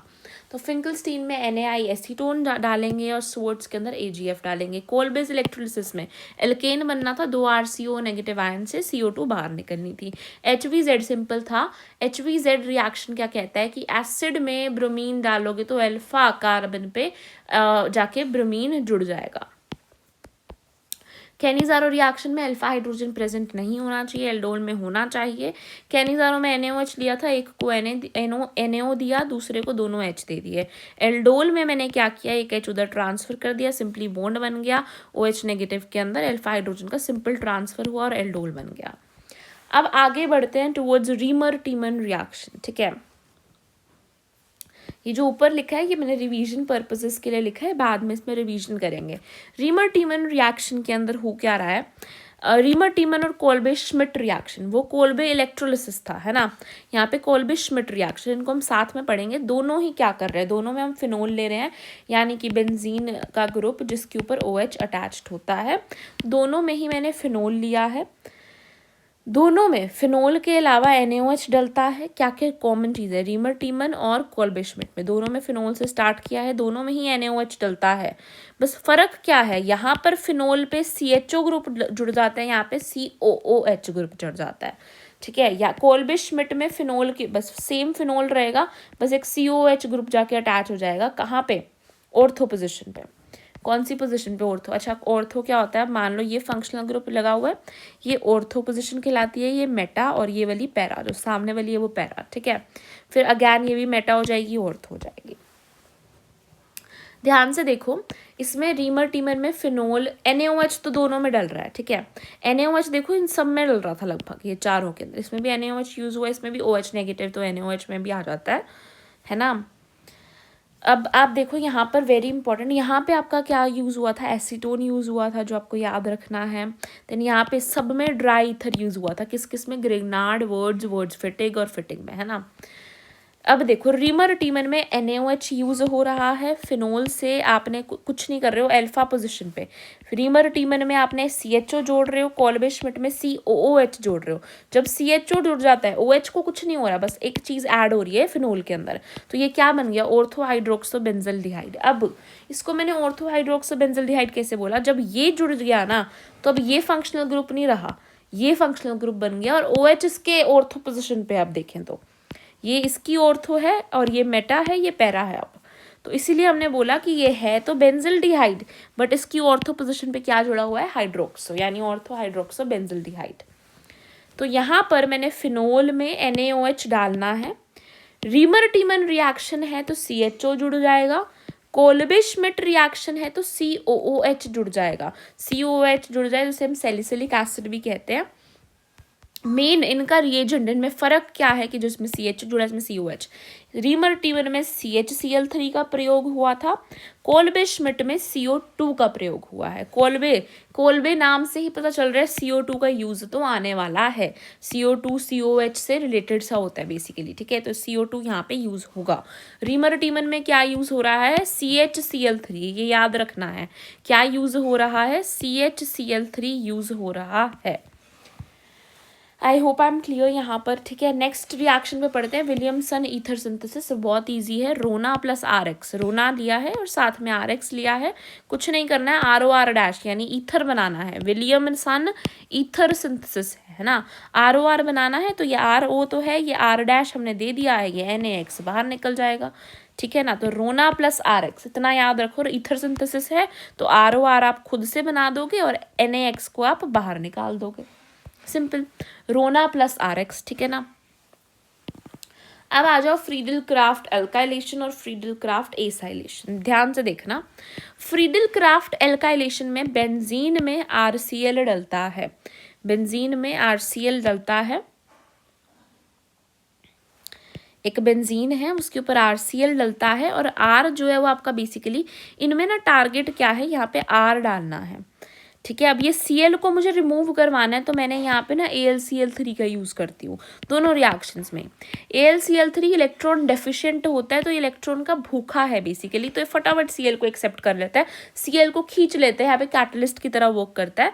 तो बेंजीन में Cl जब खींचा जाता है तो ये R जाके बेंजीन पे अटैच हो जाता है, आपका एल्काइल बेंजीन बन जाती है। बेंजीन के ऊपर जब एल्काइलिक ग्रुप अटैच करना हो तो हम और कौन सा रिएक्शन कर सकते हैं, याद करो। जब मुझे ये चीज़ बनानी है, बेंजीन के ऊपर एल्काइलिक ग्रुप अटैच्ड हो, तो मैं वर्ड्स फिटिंग रिएक्शन भी कर सकती हूँ। याद है जो स्टार्टिंग में मैं यहाँ पे पढ़ा था, देखो ये हमने ले लिया था और ये लिया था और NaX से वो बाहर निकलवा दिया ड्राई ईथर से, और ये आपका बन गया था। यहाँ पर भी हम यही बनाना चाह रहे हैं, but in Friedel craft alkylation, ये एल्काइलेशन हुई है, यानी बेंजीन पे एल्काइल ग्रुप को अटैच करवा दिया गया है।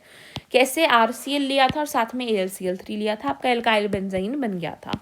अब मैं फ्रीडल क्राफ्ट एसाइलेशन में क्या करूंगी, यहाँ पे मुझे COR जुड़वाना है, सिर्फ R जुड़वाया तो एल्काइलेशन थी, COR जुड़वा रही हूँ तो एसाइलेशन है।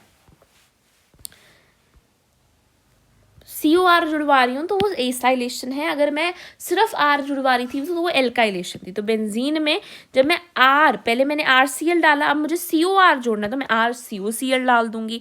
यहाँ पे भी AlCl3 डाला है, Cl बाहर जाएगा, यहाँ पे जाके ये जुड़ जाएगा। याद रखना है C से जुड़ रहा है, COR जुड़ रहा है, एसाइल बेंजीन बन रही है, ठीक है। तो एसाइलेशन में आपका RCOCl लिया हमने, एल्काइलेशन में RCl लिया, है ना। आई होप ये भी क्लियर है। लास्ट में बात करते हैं डोज प्रोसेस की। डोज प्रोसेस लास्ट तो नहीं है, अभी और भी है। डोज प्रोसेस देखो, डोज प्रोसेस में क्या हुआ, ये मैंने बेंजीन लिया, बेंजीन पे मैंने क्लोरीन डाल रखी है ना, तो ये बेसिकली क्लोरोबेंजीन ले रखा है मैंने। क्लोरोबेंजीन पे होता है, क्लोरोबेंजीन से फिनोल को बनाने के प्रोसेस को ही डोज प्रोसेस कहते हैं। इसमें हम क्या करेंगे, क्लोरोबेंजीन से फिनोल बनाने की कोशिश करेंगे, क्लोरोबेंजीन से फिनोल बनाने की, यानी Cl को हटा के OH जोड़ना चाहती हूँ, तो क्या डाला मैंने, NaOH डाला 623 केल्विन, 623 केल्विन, Cu और HCl डाला, कॉपर HCl 300 एटमॉस्फेयर लिया और ये फिनोल बन गया। अब देखो कितनी हार्श कंडीशंस चाहिए इस रिएक्शन को करवाने के लिए, यानी Cl को हटवा के OH डालने के लिए कितनी मेहनत करनी पड़ रही है। NaOH 623 kelvin, copper HCl 300 atmosphere, है ना। तो अगर मैं NO2 डाल दूंगी, यहाँ पर NO2 डालती रहूँगी, जितने ज़्यादा NO2 डालूंगी उतनी ज़्यादा रिएक्टिविटी इसकी बढ़ती जाएगी और कम कंडीशंस मुझे रखनी पड़ेंगी, ठीक है। आई होप इतनी बात क्लियर है। आगे बढ़ते हैं हम, पहले रिवीजन कर ले, उससे पहले हमने पढ़ा सबसे पहले यहाँ इस पेज में रीमर टीमन रिएक्शन के बारे में और कोल्बे श्मिट रिएक्शन के बारे में। दोनों फिनोल से शुरू हुई थी, दोनों में NaOH चाहिए था, पर इसमें क्या था, इसमें रीमर टीमर में फिनोल के ऊपर अल्फा साइड पे आपने CHO डाला, कोल्बे श्मिट में COOH डाला। दोनों में NaOH की ज़रूरत थी, इसमें CHCl3 की भी ज़रूरत थी, इसमें CO2 की ज़रूरत थी। इसमें CHCl3 की, इसमें CO2 की भी थी। देन बात करें विलियमसन ईथर सिंथेसिस में रोना और RX याद रखना है। फ्रीडल क्राफ्ट एल्काइलेशन की बात करें और फ्रीडल क्राफ्ट एसाइलेशन, दोनों में बेंजीन से स्टार्ट किया। इसमें मुझे ये बनाना था, इसमें मुझे ये बनाना था। दोनों में AlCl3 का यूज़ किया जो इलेक्ट्रॉन डेफिशिएंट थी, और यहाँ पे RCl यूज़ किया, RCOCl, Cl तो भाग के इधर चला जाएगा और आपका R ग्रुप यहाँ पे जुड़ जाएगा, यहाँ पे आपका COR ग्रुप जुड़ जाएगा, सिंपल। ठीक है, फिर हमने पढ़ा डोज प्रोसेस। डोज प्रोसेस में क्या था, इस तरीके से क्लोरीन को हटा के OH डालना था, फिनोल बनाना था। क्या क्या चाहिए था मुझे, NaOH 623 केल्विन, 623 2 3 6 है ना, 623 केल्विन, कॉपर HCl और 300 एटमोसफेयर चाहिए था। NO2 डालूंगी तो रिएक्टिविटी बढ़ जाएगी। सिर्फ इतनी सी एरिया के अंदर मैंने पूरा पेज को कवर कर दिया है। ठीक है, अगर आप चाहो तो आप शॉर्ट नोट्स इस तरीके से बना सकते हो सारे रिएक्शंस के। ठीक है, आगे बढ़ते हैं towards the next part, Hofmann bromamide reaction. अब देखो इसके अंदर क्या है ना, इसमें RCONH2 को मैंने बेसिकली लिया है एंड मैं CO को रिमूव करना चाहती हूँ एंड मैं RNH2 बनाना चाहती हूँ। ठीक है, वेरी सिंपल, बस CO को रिमूव करना है इसके अंदर से। इसमें मैं क्या यूज़ करती हूँ, Br2 और KOH को यूज़ करती हूँ, ब्रोमीन एंड KOH। अब होफमैन ब्रोमामाइड रिएक्शन है तो ब्रोमीन तो यूज़ होगा ही, नाम से पता चल रहा है, बट KOH भी साथ में यूज़ होगा। ठीक है, देन बात करूँ कार्बेलामाइन रिएक्शन, इसमें भी KOH यूज़ होगा बट साथ में CHCl3 यूज़ होगा। अब याद करो CHCl3 हमने एक बार रीमर टीमन रिएक्शन के अंदर भी यूज़ किया था, तो रीमर टीमन रिएक्शन में मैंने CHCl3 यूज़ करा है, यहाँ पे भी मैं CHCl3 को यूज़ कर रही हूँ। तो मैं यहाँ पे इसको इस तरीके से लिख देती हूँ जैसे मैंने वहाँ पे लिख रखा था, राइट। तो याद रखना है कार्बेलामाइन रिएक्शन में क्या हो रहा है, मैंने RNH2 यानी प्राइमरी अमीन, यहाँ पे प्राइमरी अमीन लेनी है, सेकेंडरी या टर्जरी नहीं, प्राइमरी अमीन के साथ CHCl3 डाला है और KOH तो डाला है। इन दोनों में कॉमन यही है कार्बेलामाइन और होफमैन ब्रोमामाइड में कि KOH प्रेजेंट है। ठीक है, ये दोनों डाला तो बेसिकली मेरे को RNC मिलता है ना, NH2 की जगह NC मिलता है। क्या कहना चाह रही हूँ कि होफमैन ब्रोमामाइड रिएक्शन, या इसको हम होफमैन डिग्रेडेशन नाम से भी जानते हैं, इस रिएक्शन के अंदर क्या हो रहा है, हम RCONH2 को कन्वर्ट करना चाह रहे हैं RNH2 में, यानी ये CO को हटाना चाह रहे हैं, इसलिए डिग्रेडेशन हो रहा है, इसी को हमने डिग्रेडेशन बोला। कार्बेलामाइन रिएक्शन में हम RNH2 से RNC बनाना चाह रहे हैं, कार्बन जोड़ना चाह रहे हैं, कार्बेलामाइन। ठीक है, दोनों में ही KOH का इस्तेमाल होगा, बट होफमैन ब्रोमामाइड डिग्रेडेशन के अंदर आपको Br2 का भी ज़रूरत पड़ेगी और उस कार्बेलामाइन में CHCl3 की ज़रूरत पड़ेगी। तो कार्बेलामाइन और रीमर टीमर दोनों में CHCl3 का ज़रूरत, कार्बेलामाइन रिएक्शन और रीमर टीमन रिएक्शन, इन दोनों में ही CHCl3 की ज़रूरत पड़ती है। ठीक है, रीमर टीमन में क्या हुआ था, फिनोल के ऊपर हम CHO लगाना चाह रहे थे, कोल्बे श्मिट में COOH लगाना चाह रहे थे, यहाँ पे CO2 लगा था, मैं CHCl3, NaOH लगा था। ठीक है, अब आगे बढ़ते हैं towards another important reaction, Gabriel phthalimide reaction. इसका मैकेनिज्म भी आप यहाँ पे देख सकते हो, बट मैकेनिज्म इसमें हम नहीं करेंगे वीडियो में, मैकेनिज्म्स के लिए I will make a different video. इसमें सारे इंपॉर्टेंट रिएक्शंस को कवर किया है। ठीक है, सो बेसिकली हो क्या रहा है गैब्रियल थैलामाइड रिएक्शन में, एल्काइल हैलाइड से यानी कि RX से मैं बना पा रही हूँ RNH2, यानी कि एल्काइल हैलाइड, हेलो एल्कीन, जो हमने पहले चैप्टर में पढ़ते हैं हेलो एल्केन के बारे में ऑर्गेनिक में, उससे हम लास्ट चैप्टर अमीन्स यानी अमीन बना पा रहे हैं। बट रिमेंबर, हम यहाँ पे एरोमेटिक अमीन नहीं बना पाते, सिर्फ स्ट्रेट चेन एलिफेटिक अमीन बना पाते हैं। ठीक है, तो Gabriel phthalimide reaction is very important क्योंकि ये हेलो एल्केन को कन्वर्ट करवा रहा है अमीन के अंदर। ठीक है, आगे बात करते हैं डायएज़ोटाइजेशन रिएक्शन की। डायएज़ोटाइजेशन रिएक्शन में क्या है, एनिलिन को लिया है। एनिलिन बेसिकली क्या है, जब बेंजीन ग्रुप के ऊपर NH2 जुड़ जाता है उसी को मैंने एनिलिन बोला है। एनिलिन के अंदर जब मैं NaNO2 और HCl, बहुत इंपॉर्टेंट रिएक्शन है, एनिलिन में जब NaNO2 और HCl को डाला जाए 0 to 5 डिग्री सेल्सियस टेम्परेचर रखें तो हमें BDS मिलता है। BDS क्या होता है, benzene diazonium salt. Benzene diazonium salt ये कुछ इस तरीके से दिखाई देता है, बेंजीन के ऊपर N2 पॉजिटिव Cl नेगेटिव, इसीलिए हमने इसे सोल्ट बोला है। ठीक है। तो यहाँ पे क्या हो रहा है, ये आपकी एनिलिन थी, इसके ऊपर NaNO2 HCl 0 to 5 degree Celsius temperature डाला तो आपका N2 पॉजिटिव Cl नेगेटिव बन गया है NH2 की जगह पे। तो BDS बन जाता है आपका एनिलिन से। क्या बन रहा है यहाँ पे, एनिलिन से BDS, ठीक है। देन बात करते हैं कुछ रिडक्शंस रिएक्शंस की, ये ध्यान से देखना है। सबसे पहले क्लेमेंसन रिडक्शन। क्लेमेंसन रिडक्शन के अंदर क्या हो रहा है, RCOR' यानी कि कीटोन लिया है हमने, क्लेमेंसन रिडक्शन में कीटोन लिया है, इसके अंदर HCl ऐड करवाया है Zn मर्क्यूरी की प्रेजेंस में, HCl ऐड करवाया है Zn मर्क्यूरी की प्रेजेंस में, और हमने एल्केन बनाया है। पहले मैं एक बार मेन चीज़ बताती हूँ। देखो, क्लेमेंसन रिडक्शन और वुल्फ किश्नर दोनों में हम कीटोन से एल्केन बना रहे हैं। देखो यहाँ पर क्या लिखा है, क्लेमेंसन रिडक्शन और वुल्फ किश्नर रिडक्शन, ये दोनों ही रिडक्शन है। दोनों में हम कीटोन से एल्केन बनाने की कोशिश करें। अब कीटोन से एल्केन बन रहा है तो आप खुद देखो रिडक्शन ही हो रही है। यहाँ पे O रिमूव हो रहा है, HH ऐड हो रहे हैं दो, तो रिडक्शन रिएक्शन है ना। बट क्लेमेंसन रिडक्शन के अंदर क्या रिएजेंट्स यूज हो रहे हैं, वो है HCl और Zn मर्क्यूरी। वुल्फ किश्नर में यूज हो रहे हैं NH2 और KOH। यहाँ पे याद रखना, वुल्फ किश्नर रिएक्शन है, K आ रहा है तो KOH आएगा, KOH और NH2 आएंगे, यहाँ पे आपका HCl आएगा एंड Zn मर्क्यूरी आएगा क्लेमेंसन रिडक्शन में। तो Clemmensen reduction, Wolff Kishner reduction दोनों में ही कीटोन से एल्केन बन रहा है, बट क्लेमेंसन में HCl और Zn मर्क्यूरी चाहिए, वुल्फ किश्नर में NH2 और KOH चाहिए। आगे बात करें स्टिफन रिएक्शन और रोजनमंड रिएक्शन में। स्टिफन रिएक्शन में RCN के अंदर HCl डल रहा है और RCH यानी एल्डिहाइड मिल रहा है। एल्डिहाइड मिलने को भी हम क्या हो रहा है, RCN के अंदर RCHO बन रहा है ना। RCN यानी साइनाइड से बेसिकली आपका एल्डिहाइड बन रहा है HCl डाल के। रोजनमंड रिडक्शन रिएक्शन में आपका एल्डिहाइड बन रहा है RCOCl से बेरियम सल्फेट डाल के, दोनों में ही एल्डिहाइड बन रहा है, इसमें RCN से, इसमें RCOCl से, इसमें HCl यूज हुआ है, इसमें बेरियम सल्फेट और हाइड्रोजन प्लेडियम यूज हुआ है। देन बात करें अगर इटार्ड रिएक्शन की, तो इटार्ड रिएक्शन में टोल्यूइन लिया है हमने which is phenyl CH3, phenyl group, phenylic group के ऊपर CH3 डाल दिया गया, इस पर CrO2Cl2 को यूज़ करके हमने आपका बेंजिल्डिहाइड बना दिया है, ठीक है। तो इटार्ड रिएक्शन के अंदर क्या हो रहा है, बेंजिल्डिहाइड बन रहा है। इटार्ड रिएक्शन में बेंजिल्डिहाइड आपका बन रहा है टोल्यूइन से, ठीक है। क्या यूज़ करके, CrO2Cl2 को यूज़ करके।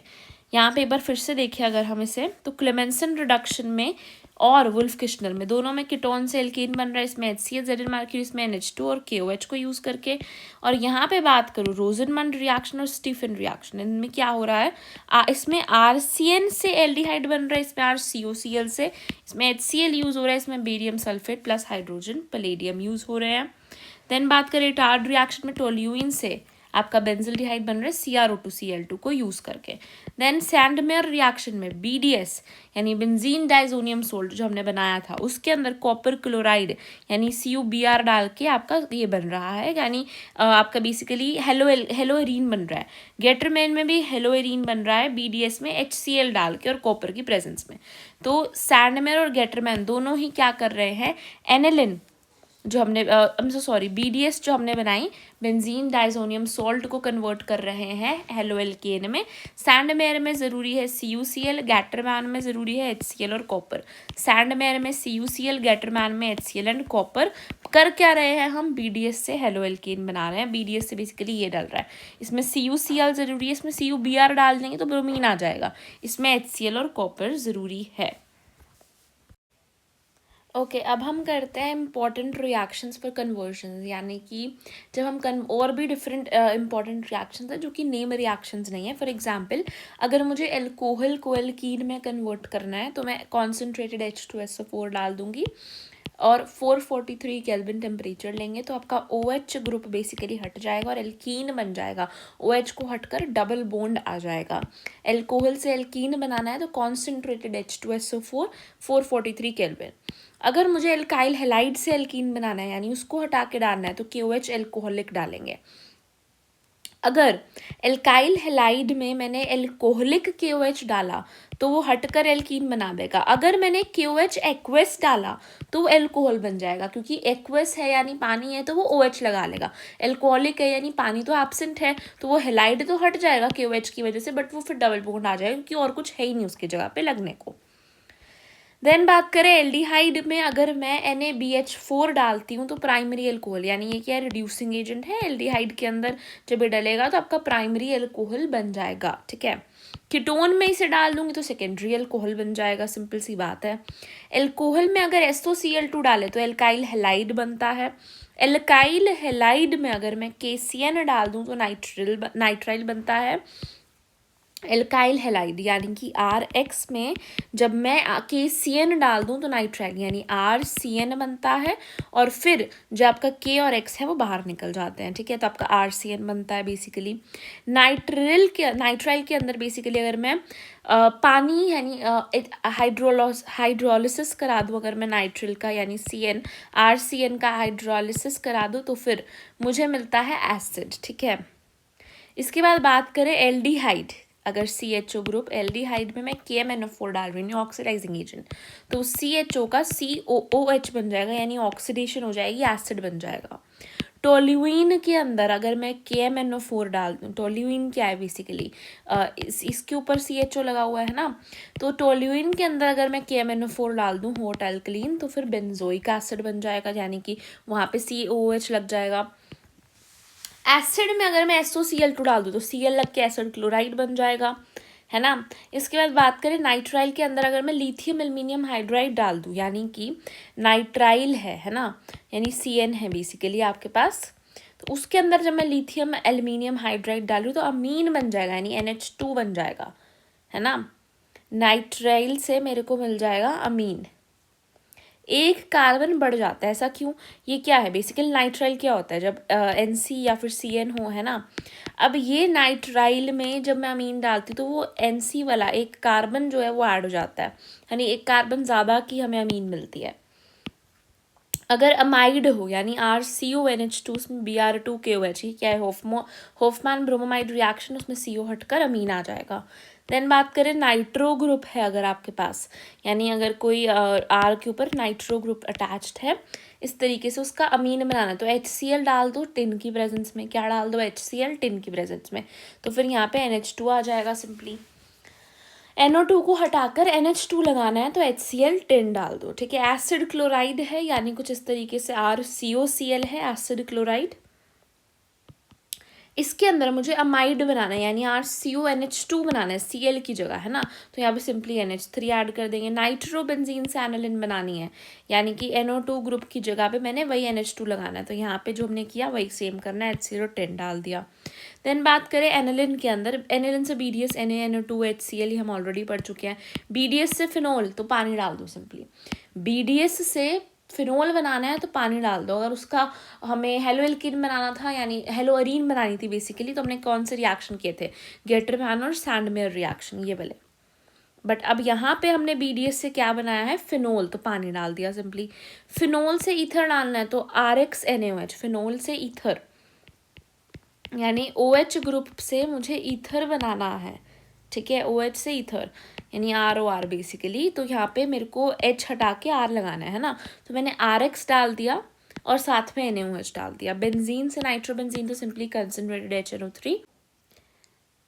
ठीक है, सो अब इतनी तो हो गई आपकी सारी ऑर्गेनिक केमिस्ट्री फिनिश्ड। अब हम करेंगे रिवीजन सारी ऑर्गेनिक केमिस्ट्री की इन अनदर वीडियो। इस वीडियो में मैंने सारा कुछ कवर कर दिया, एक और वीडियो बनाऊंगी मैं अप्रॉक्सीमेटली 30 मिनट्स की, जिसमें सारा जितना भी इस वीडियो में पढ़ाया है उसको रिवाइज कराएंगे क्विकली। अगर आपको रिवीजन करना है तो आप वो वाली वीडियो रेफर कर सकते हो, otherwise it's all right. That's it, thank you for watching.